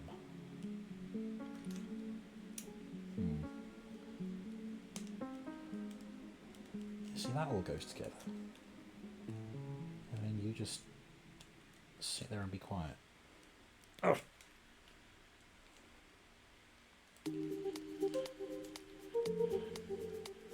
Well, that's his best side, so maybe I'll just shoot it from that side. Okay. Okay, what's going on with the feet? Fold them down like that. And do these tab together now? Not quite. They rotate.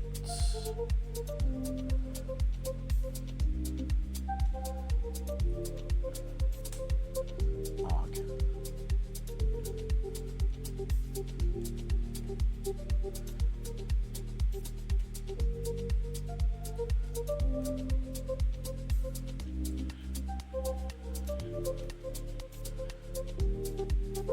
I don't know how you expect me to rotate this, mate. They're not rotating the way you think they are.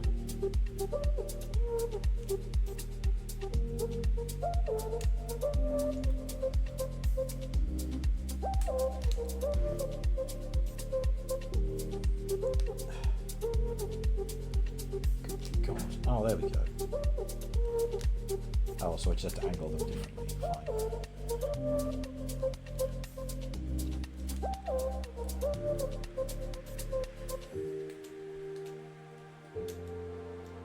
So the trailer hitch piece folds out like that,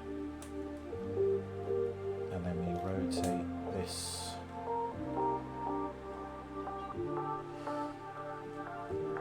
all the way around that way, and then clip it all together.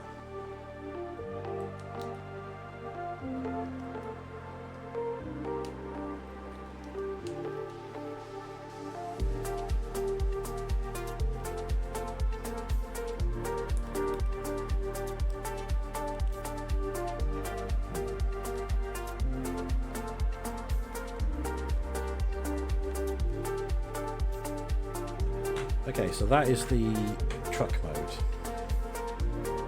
It's not very neat. That could be my fault. I did skip some steps in the instructions because I thought I knew what I was doing, but it's pretty much there. There's some clearance issues on this side, which means the truck cab isn't very neat. Yeah.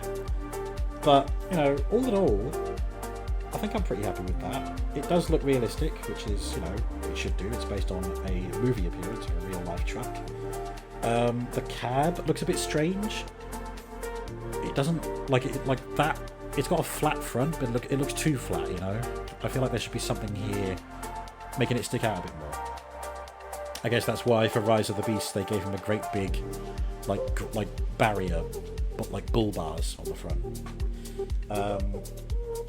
There's a trailer hitch on the back, but it does say that you can put the rifle in there. So he technically does have weapon storage in vehicle mode, which I am a fan of. It doesn't look very neat and tidy, but it's there. I'm not even sure if all the wheels are touching the ground. Yeah, okay. It needs some tweaking. And then there it is, insisting that you get the Devastator Studio Series figures. Honestly, Rampage was in the shops for fucking ages. And like, I'd be kind of interested in getting the live-action Studio Series Devastator, but it would mean having to get like 10 figures to make it work. Like, fuck, just come on. There's so many. Like, if I get one, I'd feel committed to have to get them all. Okay, there's Studio Series Bumblebee Optimus Prime. At the moment, I think he's down there with Smokescreen. You know, there's still a lot to enjoy. I don't hate it, but it's the weakest, among the weakest of what we've seen today. Okay, we are down to the final two. Let's do Nexus Prime. Age of the Primes Nexus Prime. One of the 13 Transformers, the 13 original Transformers. These are kind of original designs inspired by different aspects of the Transformers lore. And Nexus Prime is the prime of combiners. So he is just a core robot. He doesn't come with any additional robots to like make a combiner with. He is built to work with the combiner frame for Bruticus and Superion from the Age of the Primes line. So you can have Nexus Prime as the core robot and Bruticus / Superion as additional limbs, which is cool. But I don't have those, I don't want those. However, it is said in the Chronicle that next year there will be like a set of core robots to go with Nexus Prime to be like his official combined mode. I'll believe it when I see it. I also wouldn't be surprised if they try and make more money out of it by selling it as a set.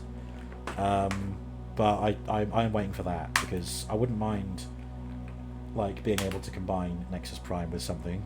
But I didn't want to wait because, like a lot of the guys today, I just quite liked how the robot mode looked. Spoilers. It's kind of, you know, he's just a big, chunky, square bloke. Look at that. And I'm a big fan of guys like that because it reminds me of me. Oh, and his relic, because all of the Age of the Primes, the 13, they all have their own relic. He has the Enigma of Combination, which allows Transformers to combine. By your powers combined. Okay. The look of Nexus Prime is largely inspired by Transformers 1, for the brief appearance that you can see Nexus Prime in there. But I think the colours are a lot like Nexus Prime from the BotCon exclusive from some years ago. Ooh, okay. So let's just put the Enigma of Combination in his hand. I think these go on the back. Yep, I think they go just like that.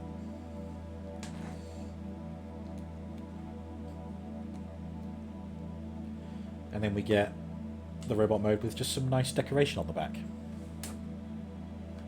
I think he's really cool. The more I handle him, the more I think of how cool he looks. A head that's very reminiscent of like Ironhide with that big red crest, but it also reminds me of Onslaught with like the mouth plate and like the mono visor thing. I do look at the Enigma combination and I think, come on, man, that's just the matrix of leadership. Obviously it's not, but there it is.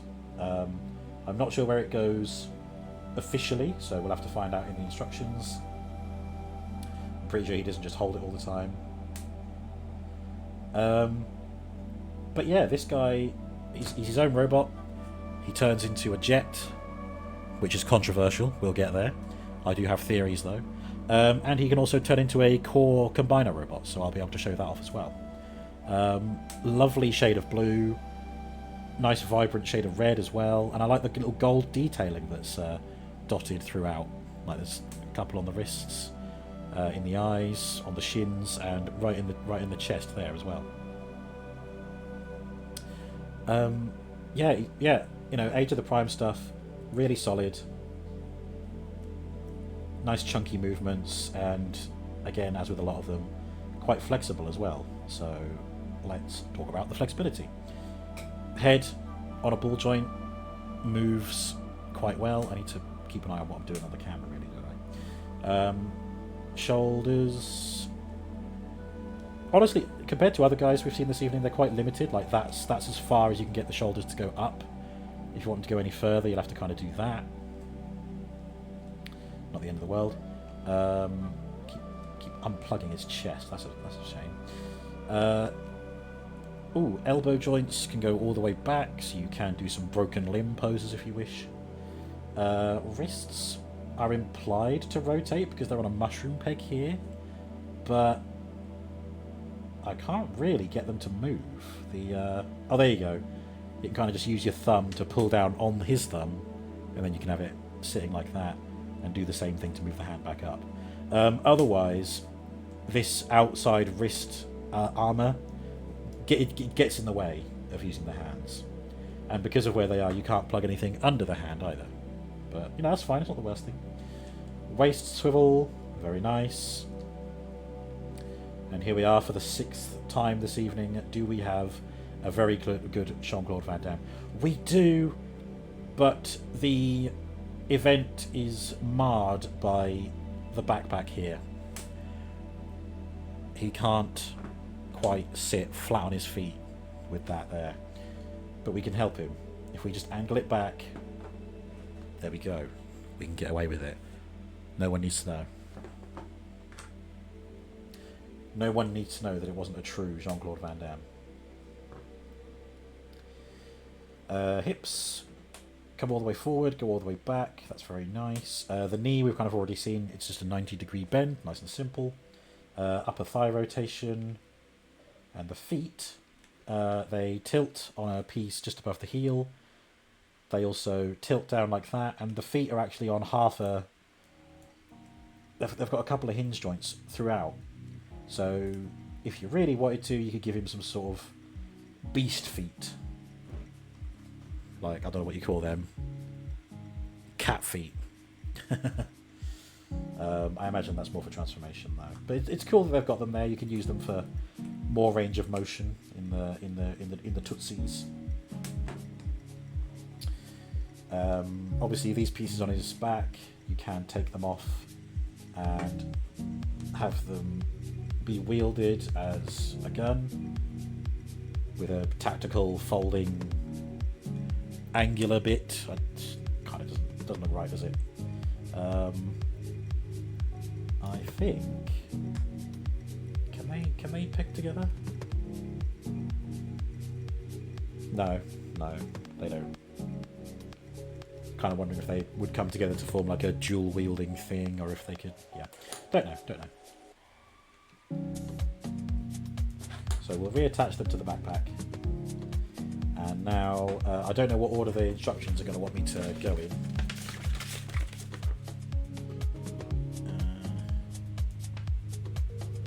Oh, the enigma of combination.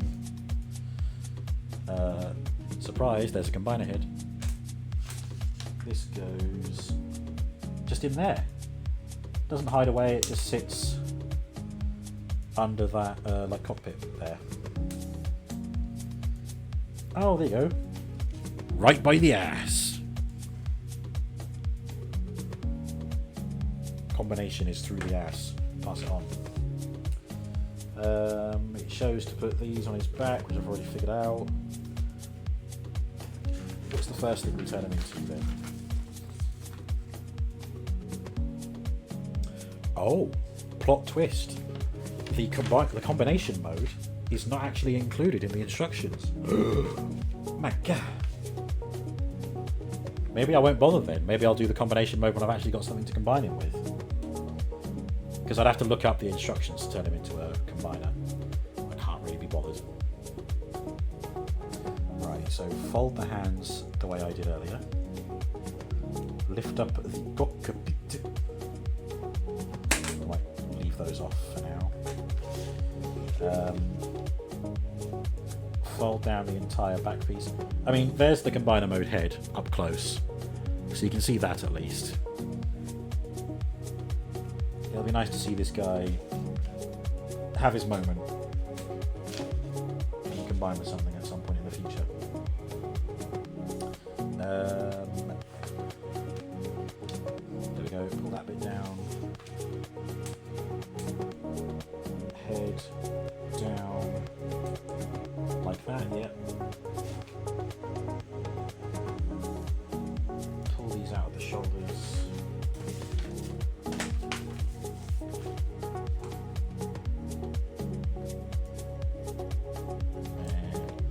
Oh wow. Lots of hidden panels.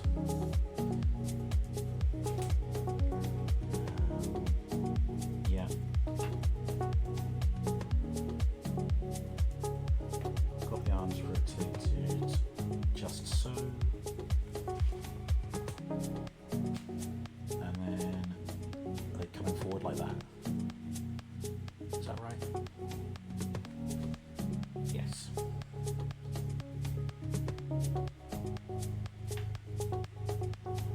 And then this bit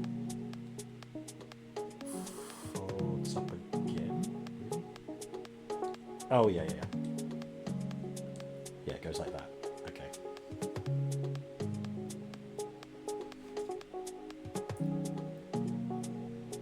And then up like that, and the combiner mode head ends up nestled in there. Okay. And that clamps down just so. Rotate the waist all the way around. Legs out to the side, Jean-Claude Van Damme style. I like that it's actually included as part of the instructions. Then rotate them at the leg like that.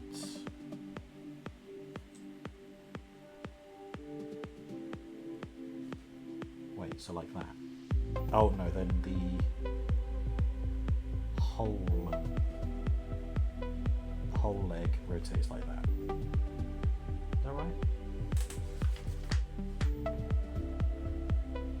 Oh no. That way.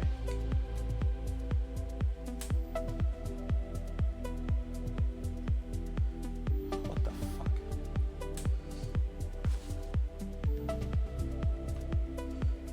Okay. Then, like that, and he's doing some sort of Cossack dance. Is Cossack the right word? I don't know. Then that all folds up like so. You can kind of see where this is going. Flying brick mode. Activate. These panels fold down. Like that.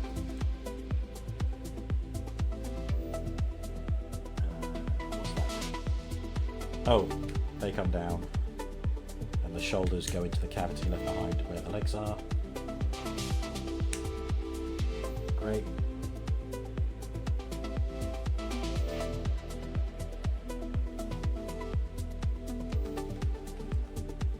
the arms rotate like that.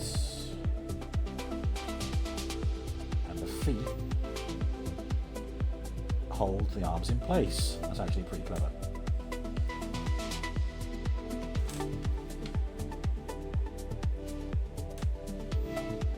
Yeah, the Enigma combination stays where it is, and then these, the wing parts folded down. These go. Oh, they go there.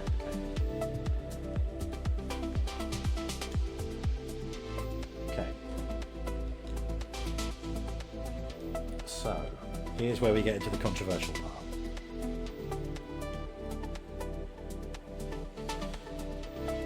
This is Nexus Prime's alternate mode.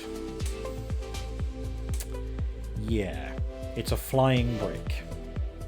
Now, a lot of people were unhappy with this when it came out, and I was willing to look past it because I liked how the robot mode looked. Again, I still think the robot mode is a strong point here. There is a fan mode, or there are fan modes to get him to look a bit different and look a bit more like a jet, and there was one look that I quite liked, so I may learn that in my downtime, and I'll transform him the way I want. But I have my theories. So I mentioned earlier that there will be like a team of smaller robots to form a combiner for Nexus Prime, and I think they might combine with this jet mode to make it look more like a jet. Like I'm not sure where they'll go, but when we folded down this panel here, there's like some gaps here. There's a very like inviting slot there. There's like the 5mm peg here. There's these bits here that look like they might clip onto something. So, you know, it wouldn't surprise me if they could attach to him for a combined vehicle mode as well. I don't know if that's going to be the case. I think that would be very, very cool, Hasbro, if anyone out there is watching. It would be very, very cool. You know, but at the same time, if this literally is all there is to it, at least I know there's a fan mode to make the vehicle mode look a bit nicer. At least to my eyes. It does lose points for not doing that to begin with, but again, the robot mode is the strong point. Big fan of the robot mode. And again, the colours are really nice. Something I've always appreciated with the 13 Primes is just how distinctive each one is. You know, Nexus Prime is a return to like the blocky robot chap that a lot of Transformers have been. But you don't care about it because there's so much diversity with the others. And speaking of others, I did actually forget to show the compared robot modes. There's Alpha Trion, and I forgot to show Nexus Prime in robot mode. If you remind me, I'll bring him out later, and we'll do the comparison then. Right.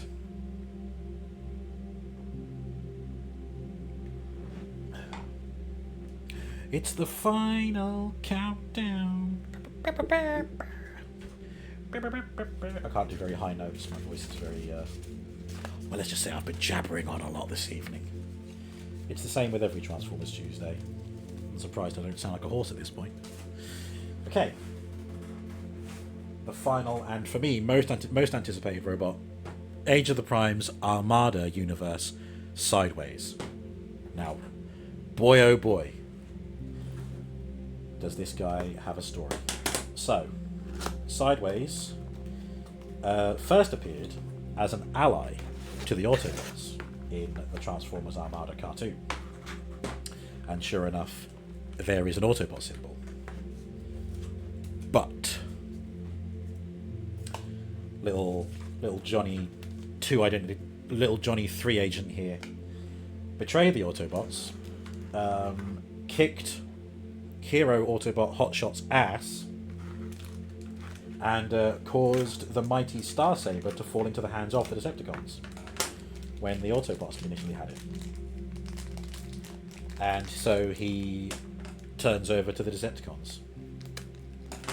But it didn't stop there. Sideways also... what the fuck is that? It's like a... It's the trousers, Gromit, and they've gone wrong. It's literally a pair of trousers. I think I know why that might be there. We'll see later. maybe. Got there's all these little like exhaust pieces here, and there are the motorbike wheels. The instructions will tell us how to attach those, I guess. But then, Sideways also turns on the Decepticons as well, and it turns out he's a herald of Unicron. The only side he's on is Unicron's side. What a bastard! What a dirty bastard! But this is why Hotshot took a shine to him. He's really cool. Like, he's got some really cool things. We've got this little chap here. We'll get into that in a second. Let's free Sideways from his prison.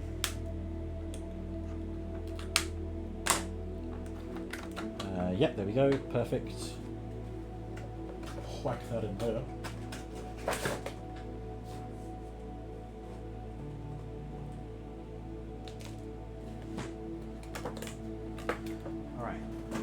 There's going to be a lot of recycling to take out tomorrow. Okay, Sideways then. Oh yeah, very solid joints. That classic Age of the Primes feel. Okay. His normal head does look a bit jank, so I'm glad that's not how he should typically look. Right, let's see where all those different pieces go. There's a bit too many for me to figure out, so... These go here. So he's got like these exhaust port wrist cannons. On his back, the wheel, the bear wheel, goes there. And this wheel goes there. Very good. That completes that look a bit more.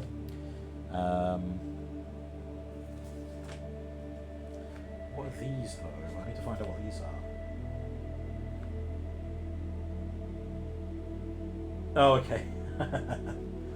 Oh, right. Oh, okay, that's neat. Or it should be neat. Right, we'll probably talk about those first then. Let's move Sideways to the side. Sideways to the side. In the plan saying that. So, I will... Oh! No, okay, we'll come to that later. I'm going to need the instructions. So we'll leave them there. So, this is obviously the guy who rides Sideways as motorbike mode. But if we just gently rip them apart, what we end up with is...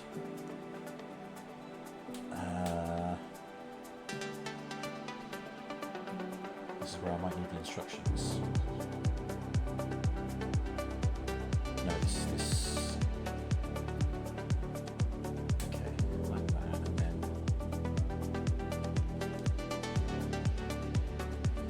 Oh no, okay, there we go. So, there's... Oh no, hang on, sorry, the combined guy did have a name.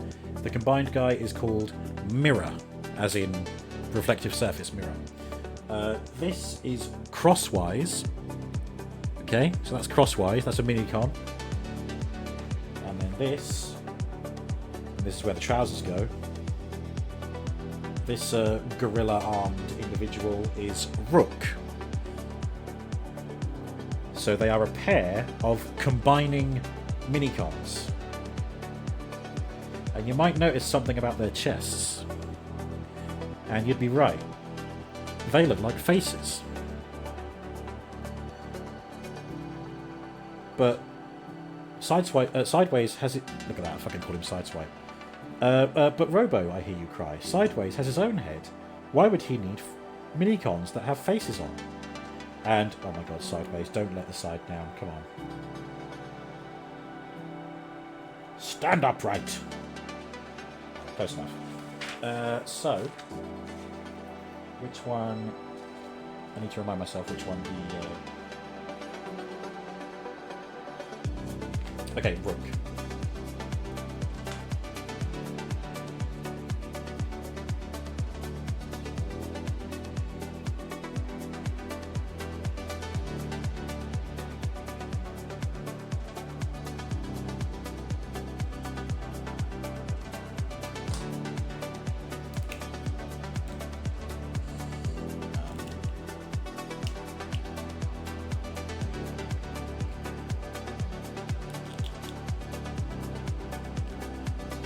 probably follow the instructions for this, so bear with me.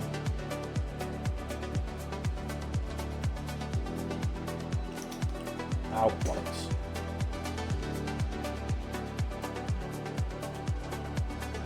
Bollocks again.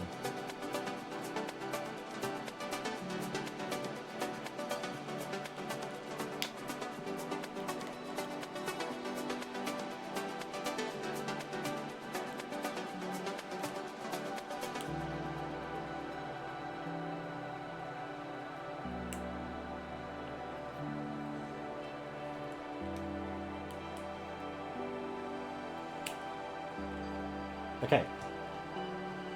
I have hidden Sideways' organic head, so to speak. Oh, hello.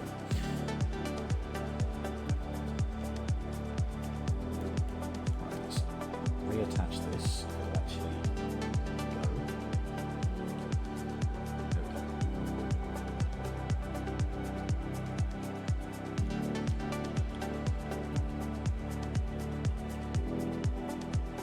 There we go. I've done something wrong here. Follow that down. Put the head down there.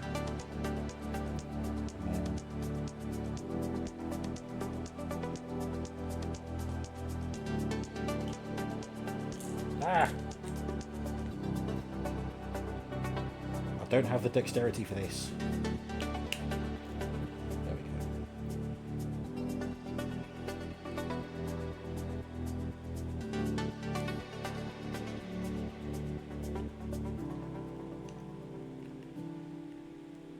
This is also spoiling the big reveal. Arg. I mean, anyone who watched Transformers Armada probably knows what the reveal is anyway, but I wanted to make a bit of fun of it, that's all.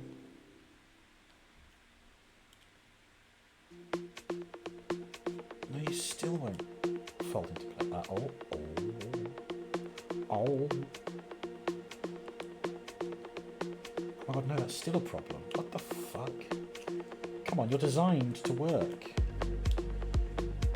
It's literally designed to be your sole gimmick. Okay, is that the problem I had? It could well be. Maybe I didn't bend his organic head down far enough.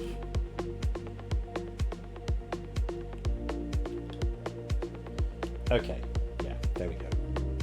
Right, now I have hidden Sideways' organic head. And what you do is you take Rook and you plug him in there. Emotional damage! There is Sideways as an Autobot, with Rook being the head of choice. And yeah, Rook's arms do kind of just live up at a weird angle like that. Damage, I'm stupid. oh, I see. Emotional damage. Ah, don't worry. I don't have the dexterity for a lot of things. La. Cousin Timmy won 3 gold medals in the Olympics. He's 9. Oh, tell me about it. My niece is going to be winning like a Nobel Prize winner, and she's like, oh, thank God I didn't turn out like Uncle Robot. Uncle Robot. That's what she calls me. So, yeah, okay. And then, as you can guess, if we pull off Rook, excuse me, we can then flip the Autobot symbol to a Decepticon badge, or insignia, if you will. Then we put Rook to one side and we get Crosswise. Poor Crosswise, his head is the peg that holds him together.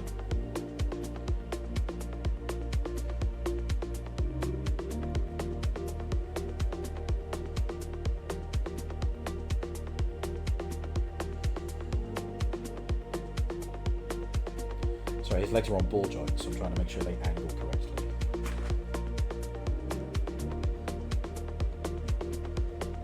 Yeah. So then we put this here. And that is Sideways as a Decepticon.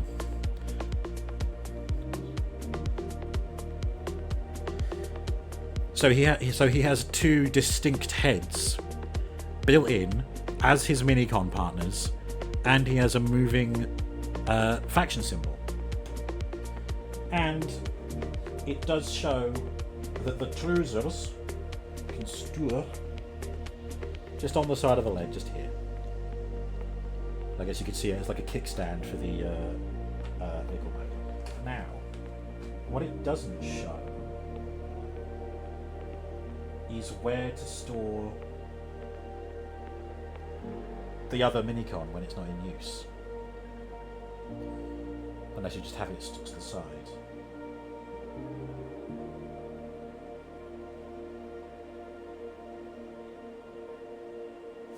Oh, but these arms for crosswise, they also store just down here on the leg. So there we are. And then yeah, the upper body of Rook, or indeed Rook as a head. Where could that go? Oh, I suppose you could technically have it stored on the back. There is room for it. It's a little bit unsightly. Maybe you could kind of... Oh, you know what? That works. That works for me. That's where I've decided to put Rook. It kind of fits, actually. It kind of, you know, offsets the purple colour a bit. And adds some more stuff going on. But yeah, I think that's really cool. They've incorporated both minicons as a rider for the motorbike, and indeed Mirror has his own posability. I should have done that when he was combined. And the fact that it's got a moving Autobot Decepticon symbol as well. It's really cool. This is why I was so excited for this, because it's one of the like landmark characters from the show that got me into Transformers. You know, Transformers Armada was my jam. I got so excited about that, and I wanted all the characters in toy form, and I didn't get them all. But now, you know, adult money. Here I am. Here I am with Armada Sideways for the first time, evs. And this one I haven't forgotten. As mentioned earlier, he had some beef with Hotshot, or rather Hotshot had some beef with him. There is Sideways with Legacy Armada Universe Hotshot. So again, there's not much difference between them in terms of height. Hotshot is Deluxe, Sideways is Voyager.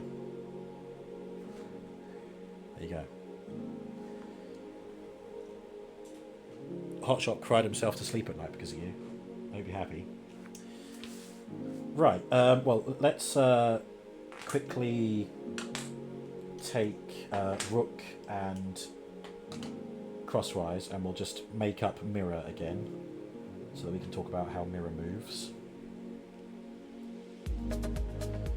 Look at that. What a look. It's very nice.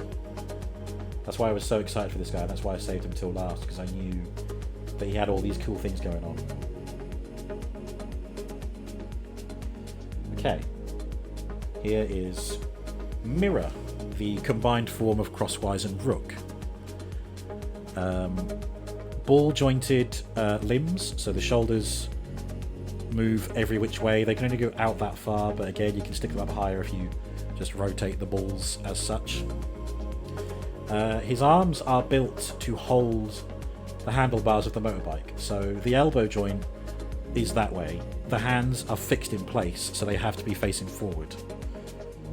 So otherwise, to have him standing statically, his elbows have to be out to the side.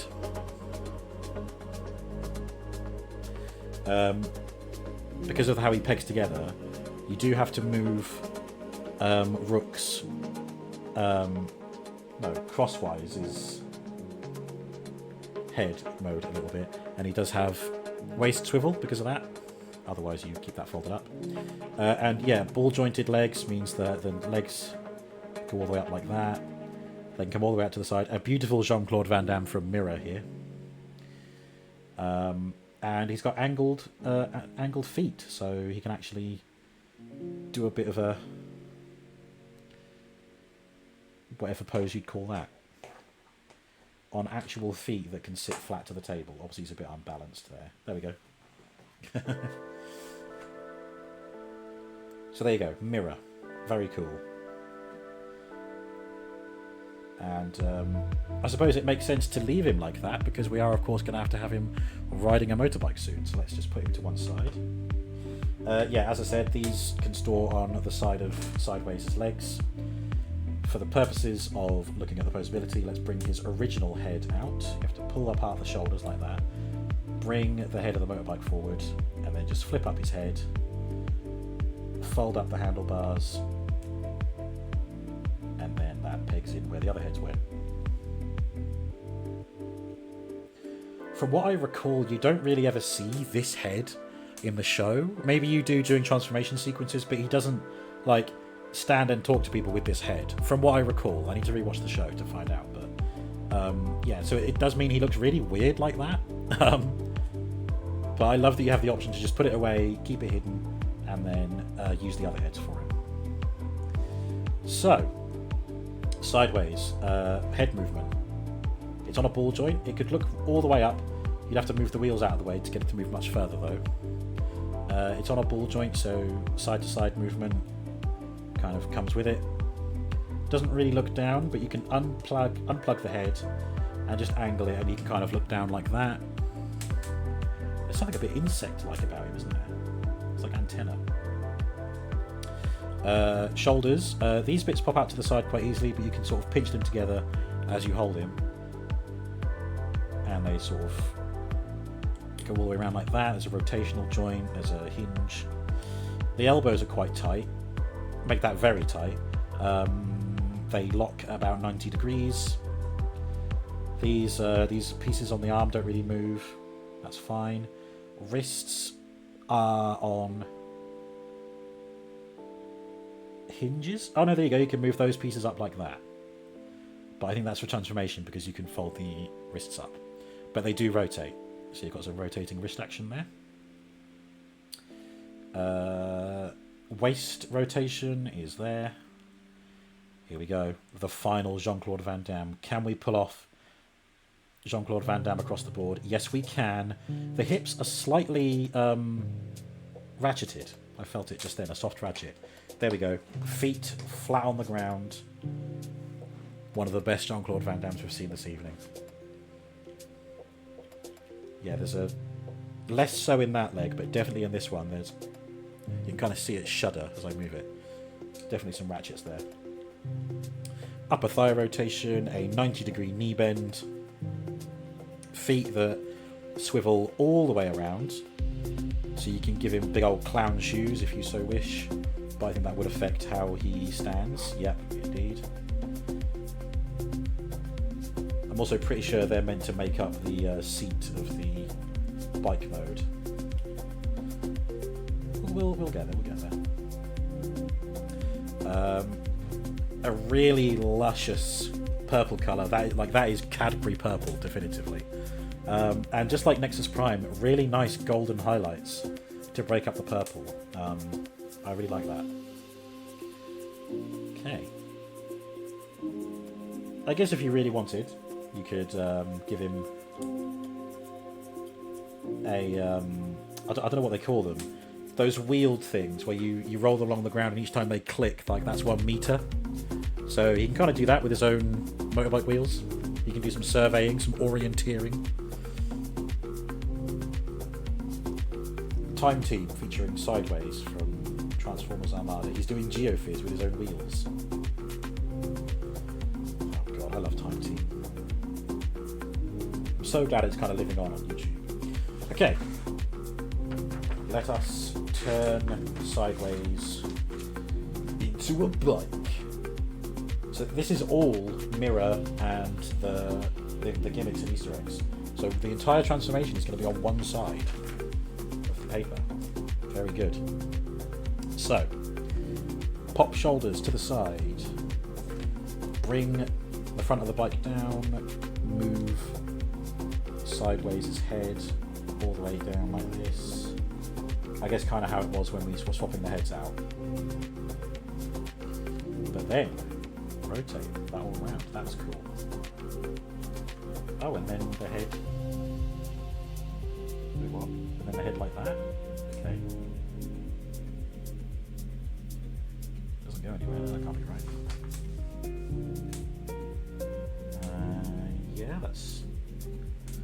The instructions show a nice side profile to show how you should angle the head, so I've done that. No. Yeah, so then put these up.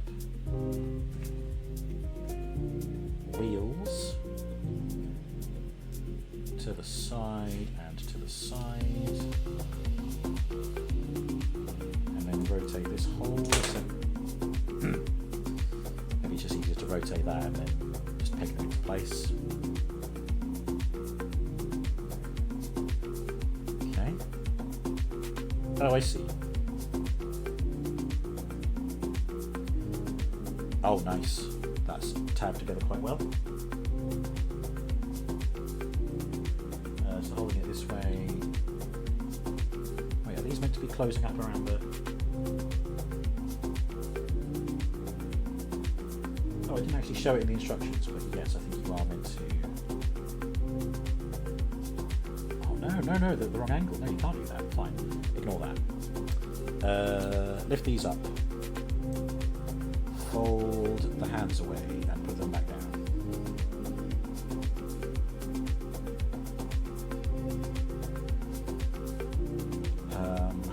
Then, yep, they clasp back down. Now we're down to the feet, and we're angling them like that, so the heels are facing in. And this panel comes out. Then rotate. Ooh. Oh no. We are once again collapsing the leg. Done that quite a few times this evening with different guys. Cool.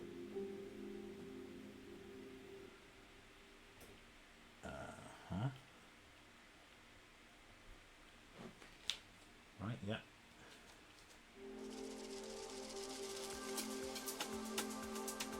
Good. Then fold these up against those panels. Close the panels like so. And then does this all come together?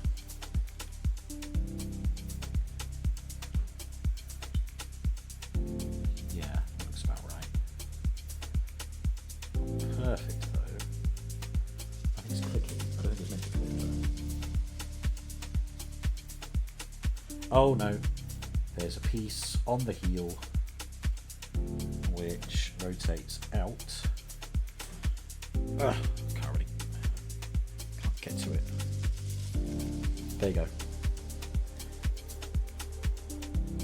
This piece here. And then that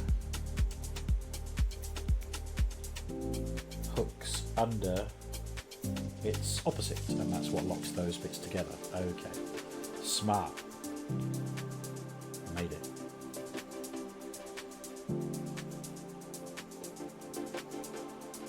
Are they supposed to be resting on the rear wheel? No.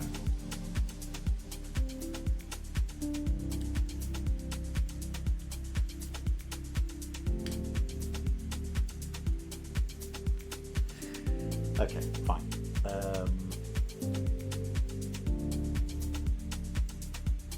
Now we are rotating the arms so that the purple pieces are facing inwards.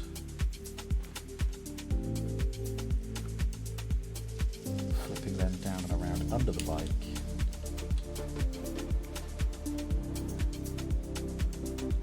Like that.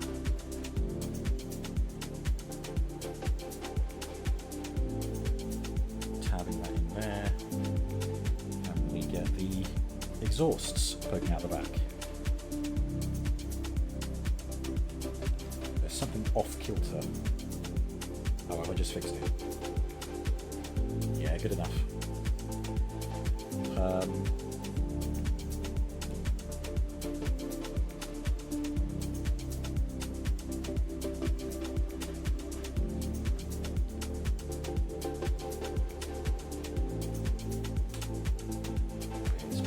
done. That bit I've just done. That is sideways motorbike mode. Very cool. That's on its own, obviously. Then, yeah, everything else is pretty self-explanatory. The individual Minicon parts, they store just as they do for robot mode, so we can peg Rook's legs there, we can put Crosswise's arms on there, and they kind of act as some extra firepower, shielding, however you want to interpret it. I do find it strange that these bits are they're not quite sitting flush with the interior, they're like sticking out to the side. And I don't know if they're meant to tab in with where this wheel is. I didn't see any holes for them.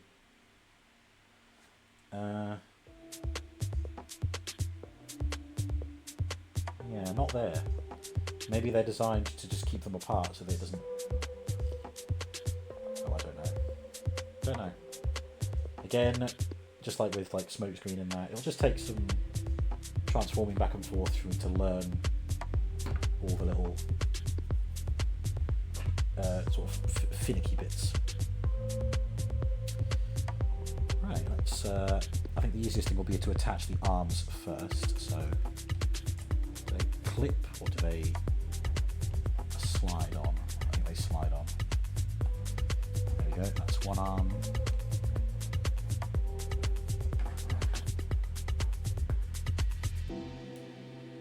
That's two arms.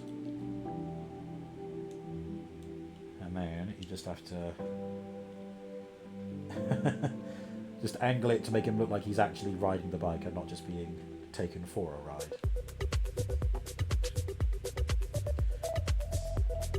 Oh, do you know what? That works. Look at that. Great. Suddenly he's a Carmen rider. Mirror and sideways. Partners in crime. Mirror does not move his head. Also, I love that Mirror's eyes are actually painted gold. You can't really see. They're very small. That's really sick though. Very pleased with that. Okay. So, let us revisit who we have seen today. Armada, Age of the Primes sideways. Age of the Primes, the 13 Nexus Prime. Who was before that? Optimus Prime. Studio Series Bumblebee movie Optimus Prime. Studio Series 1986 Sunstreaker. Age of the Primes Transformers Prime Smokescreen. Age of the Primes Animated Universe Ratchet. And last but not least, Studio Series 1986 Kranix. Oh, fucking banging selection. Like, there's something I love about all of them. Let's turn them back all into robots. So, starting with Kranix. Which one was I going to do a comparison with? Oh yeah, Nexus Prime and Alpha Trial. I'll do that later. Okay. Yep, there you go. Collapsing limbs. We are no stranger to that this evening.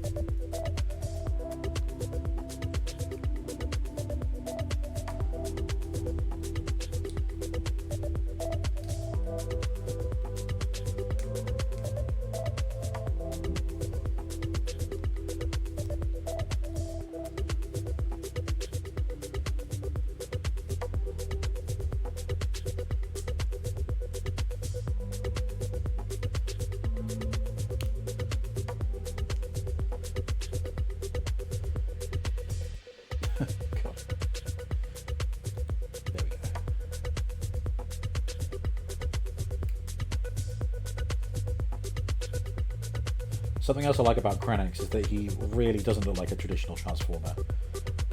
Like, he's got such an odd head shape. But it's nice though. He really breaks from the norm. It's quite charming. There we go.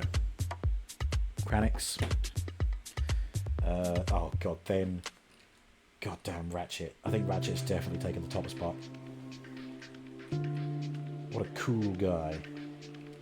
Just god. Weapon storage, accessory storage, all built in. I don't usually say all built in apart from with Mastermind Creations because of their combiners and stuff. Oh yeah, it was the legs, wasn't it? There we go. Hammer.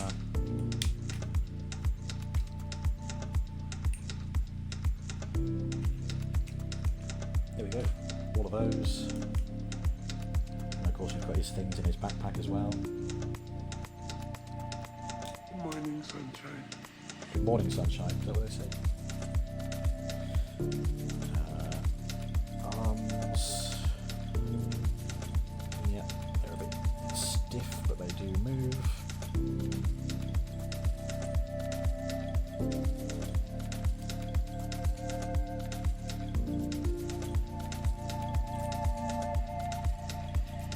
Look at that.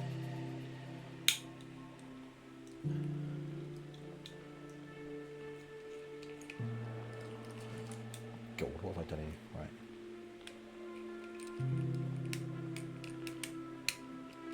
Okay, there we go.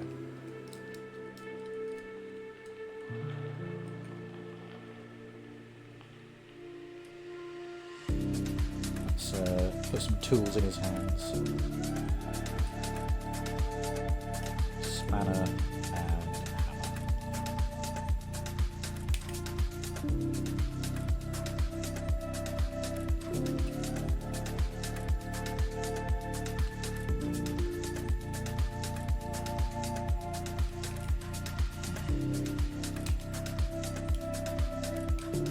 Okay, yeah, the head's on a bit of a stiff joint, but we fixed it.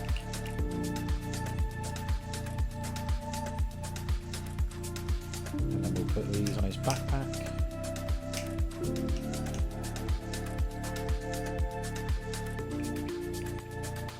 Good morning, sunshine.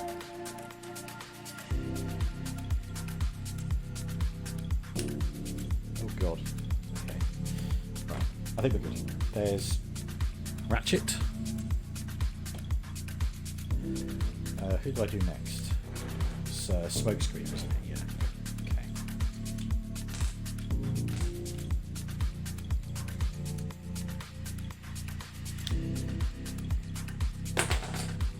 Fuck's sake. I'm not even trying with that. And it just falls off. Shame. It does seem to sit in there quite... Yeah. Maybe I think maybe some pieces were putting pressure on it, maybe. Okay. Right, when I turn him back into robot mode, I wonder if I'll spot what was going wrong with his legs.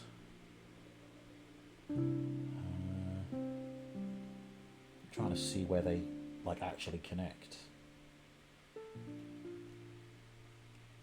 They don't really plug in. It's just it's like a friction joint holding his shins in place. That's why they pop off so easily.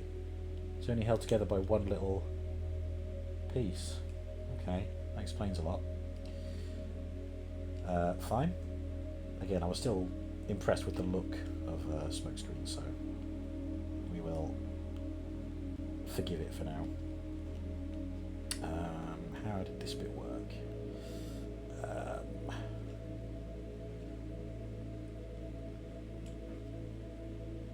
This whole section. Yeah, that was it. That comes up.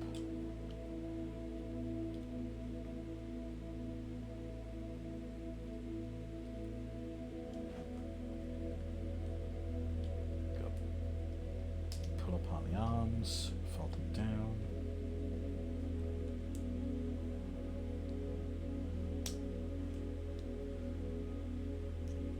Okay.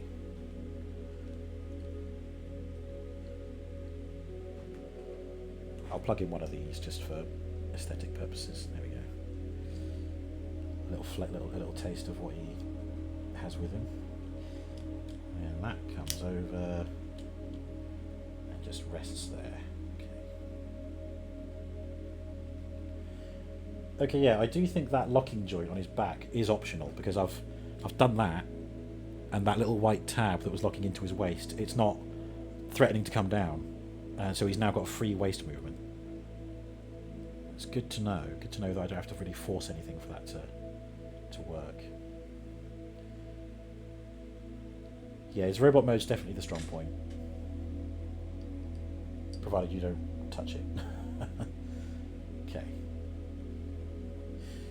Age of the Primes Smokescreen from the Prime universe. Okay. Then it was Sunstreaker, wasn't it? Yeah.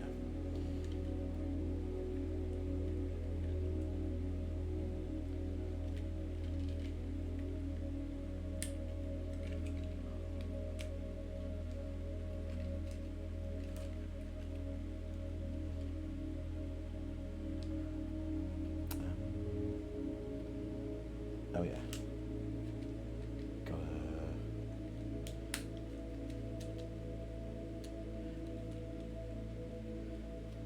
Shift the legs around. How do they work again?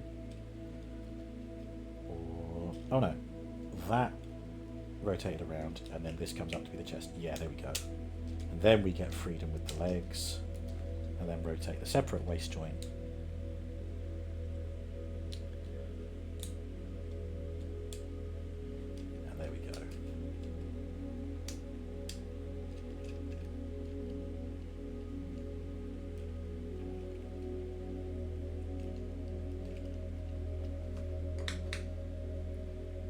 There's Studio Series Sunstreaker. And now Optimum Prime.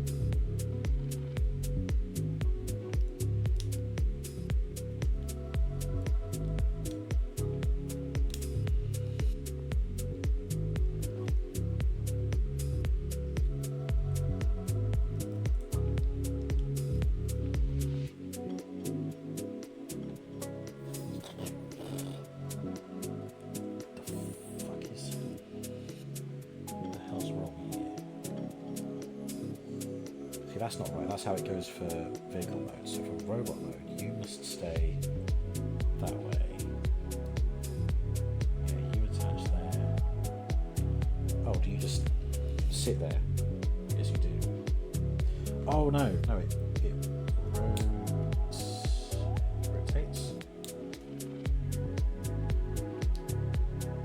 No, it doesn't. Arg. Something rotates here. Okay. I will not look at the instructions, I don't need to.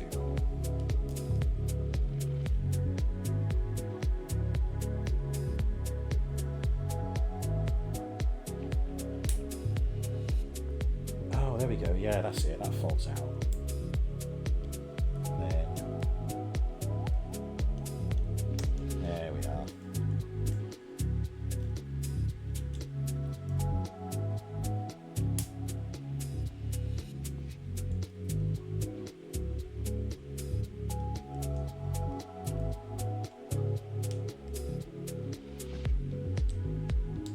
The leg design is more intricate than I thought from earlier on. Again, I think it just credit to the design team for making it such. And yet, again, you know, it wasn't so complicated that I had to resort to the instructions for it. Yeah, I'm definitely going to need to work on his cab mode. Wasn't very good at that one. I think I just got to pick apart everything. Piss. What even was that? Nothing fell off that side.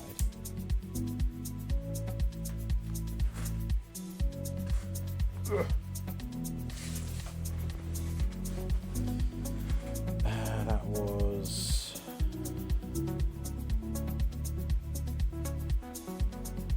Oh, it's the bit that sits next to the wheel. Okay.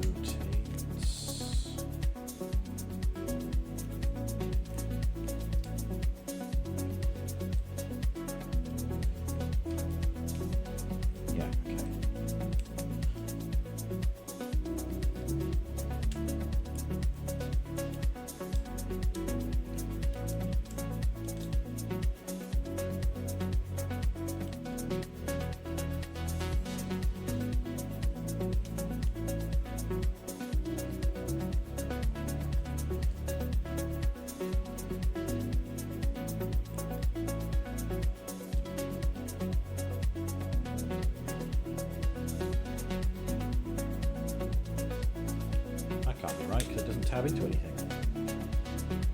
Hold on.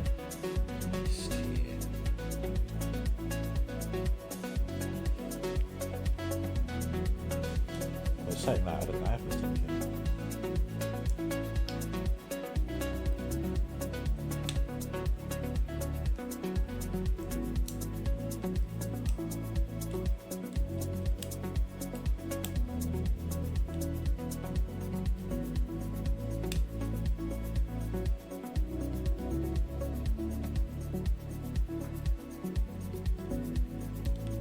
Oh, okay, no, it was that bit. They do tab in. Numbskull.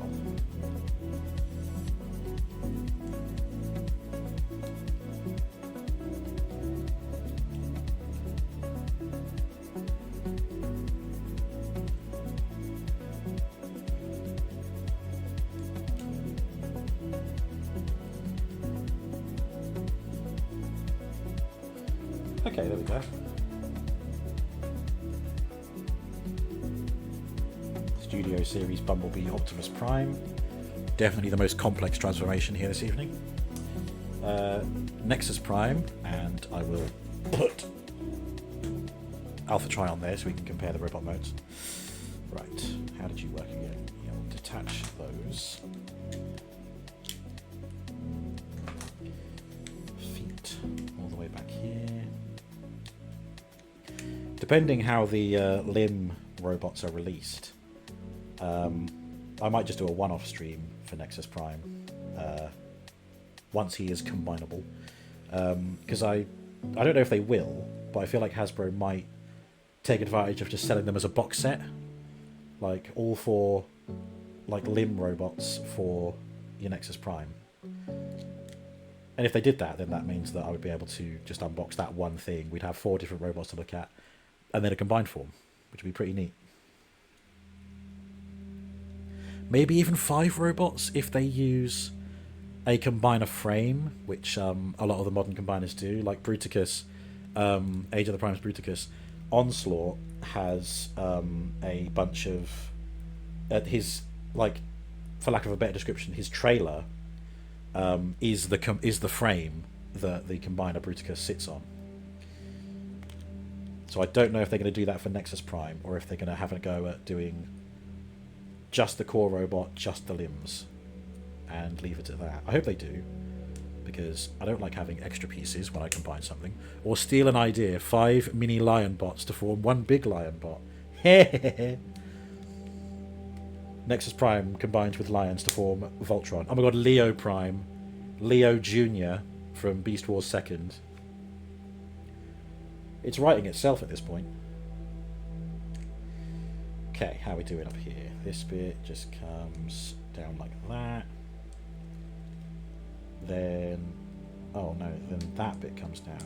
Fold the head up. That bit goes there and that bit goes there. That's it, yeah, like that. Oh no, probably have to move that back a bit to get the arms together. Yep. Then that bit, then that there.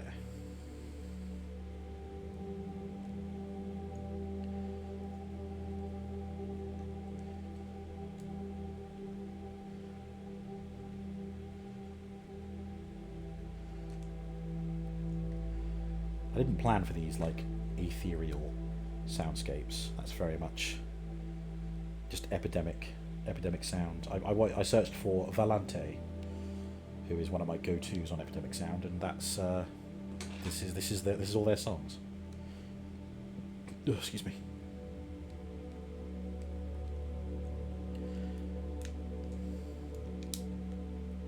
Okay. There's Nexus Prime and there's Alpha Trion. Excuse me. Hooray, comparison achieved. Age of the Primes, the 13 Nexus Prime. And then last but not least, Mirror and Rook and Sideways. Let's do Rook.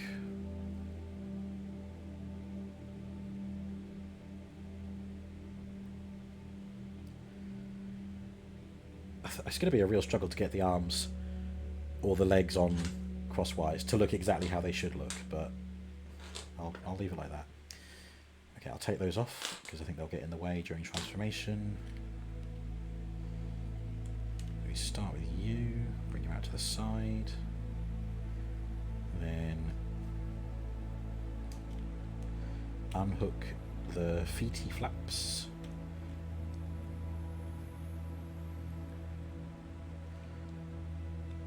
Open up that panel, bring the legs out.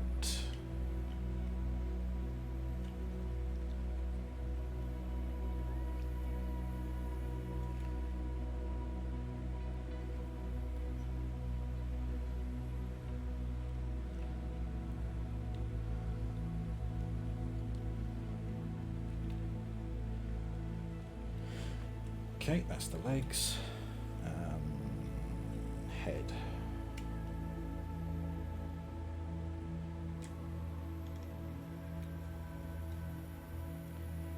Okay, that pops off too easily. Don't like that.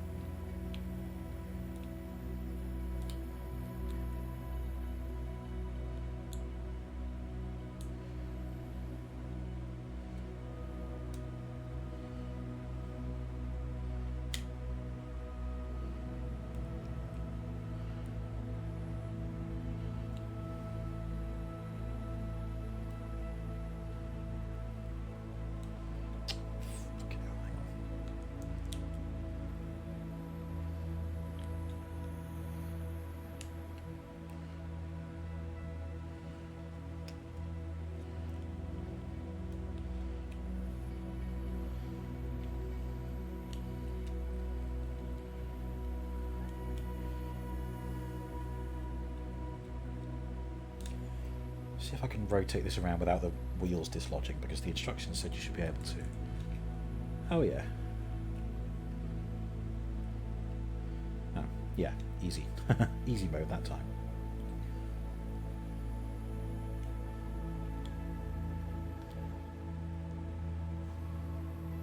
And there's Rook as the head. Oh, gotta bring his hands back out.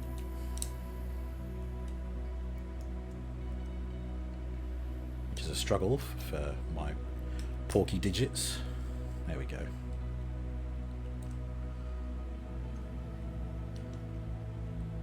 Blam. And just like I did earlier with Rook, I will move crosswise to be a sort of strange backpack. Just on the back here.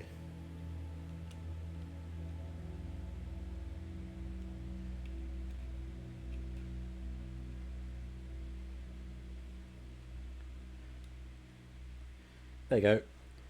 Nothing weird about that, just a small pair of legs sticking out your back. Crayon time. Why honey on pizza so good? Oh my god, it's lush, isn't it? Do you want to know my top tip? If you have a margarita pizza, sweet chili sauce. Cook the pizza as you would normally, but then just drizzle some sweet chili sauce on it. Game changer. Makes it so nice. Nicer, I should say. And there is Armada Sideways featuring Crosswise and Wook / Mirror. There's all our gang. So, the official ranking, worst to best. Optimus Prime, Smokescreen, Kranix, Sunstreaker, Nexus Prime. Ugh. I'm going to have to put Ratchet and Sideways tied first place because they're both fucking incredible. Like, storage for all the accessories, even additional body parts for the 2 minicons that Sideways comes with. And you know, if you've got one in use as a head, you can have the other one standing as an individual robot next to him. It doesn't even have to be attached. And yet, you can also fit it on the robot. Really fucking cool. I love stuff like that. The transformation's really cool. Again, I love the look of Sideways. I like that they've just... It's a real love letter to Transformers Armada. The fact that they've given him all of the things that made him an iconic character from that show. Love that. And animated Ratchet, great looking robot, great looking truck. I keep saying truck. It's come on, it's a truck, it's a van. Interchangeable at this point. Storage for every single accessory, and he has 6 total. 4 tools and the 2 like wrist mounted weapon things. They can all store away in his robot mode, in his vehicle mode, without them being on show. That's not very common. You don't see that much these days, and it's fucking incredible. It's so nice to have. So, I mean, I'm making it sound like Ratchet's won, but I strongly put Ratchet and Armada on the same... Emotional damage! On the same level. A truck is a van, like Chinese food is like Panda Express. Yeah. Now, before we wrap up, as promised, we will do the Jean-Claude Van Damme to assert dominance conga line.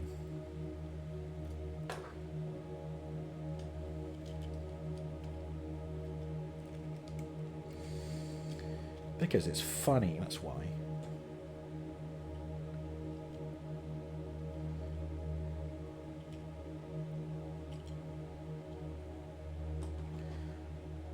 Oh, come on, Smokescreen. Play the game. There we go.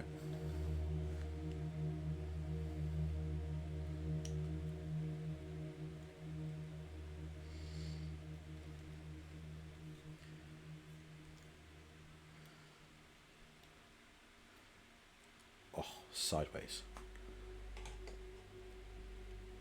It's too warm to be that good at Jean-Claude Van Damme.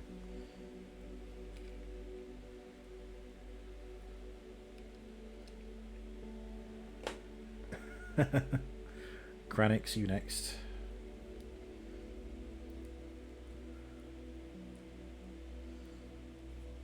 Oh, Kranix's feet don't angle down, so I don't know what his balance is going to be like. Probably not great.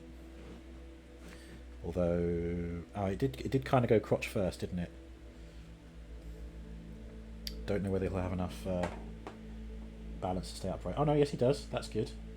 He's using his entire groin for that.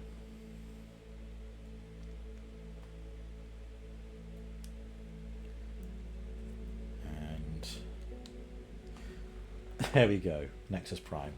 Look at that. All in a row. Let's just angle it that way a bit so you can really see what's gone on here. Do you know that world record you see every so often where someone is rollerblading and they do the splits and they get real low? They've got like their hands on their ankles and they're just rolling under some really low bars. This is just that 7 times over. This is the ultimate Jean-Claude Van Damme right here. Do you know what? I'm going to leave them there like that. That's they're not going to move again until I end the stream. Oh no, sorry, Kranix. Yeah, really great selection. Honestly, I'm really chuffed with this haul. It's up there with the unboxing I did that featured the Samurai Prime and Starscream. 7 Transformers in 3 hours, whereas Dirge, Ramjet, Not Optimus Prime, Lego Megatron, and Rathalos Prime 5 took 4 hours last week. Incredible, isn't it? But these guys, you know, they're not masterpiece scale. They're not like exclusives, and you know these are built for the consumer market, not like it's kind of a. They are collector's items, but not in the same way that masterpiece items are. These are collector's items for which can still double as like, here's a toy for my kid kind of thing. So they have, like, a child has to be able to transform these. And even I struggled sometimes, so what does that make me? Right, anyway. Thank you all for tuning in. This has been a Transformers Tuesday. I don't think any likely suspects are live right now. If they are, I'll soon find out. I'm checking right now. I don't always raid out after a Transformers Tuesday just because I've been talking so much and I'm tired and I'm hot and I just want to, you know, move all the boxes so they're out of the way and also handle the new Transformers and get to know them more. So yeah, I'll call it there. Just as that music was ending, that's nice. I will be live again tomorrow with oh yes, Vanquish. I'm starting Vanquish tomorrow. Exciting times. See you then. Farewell.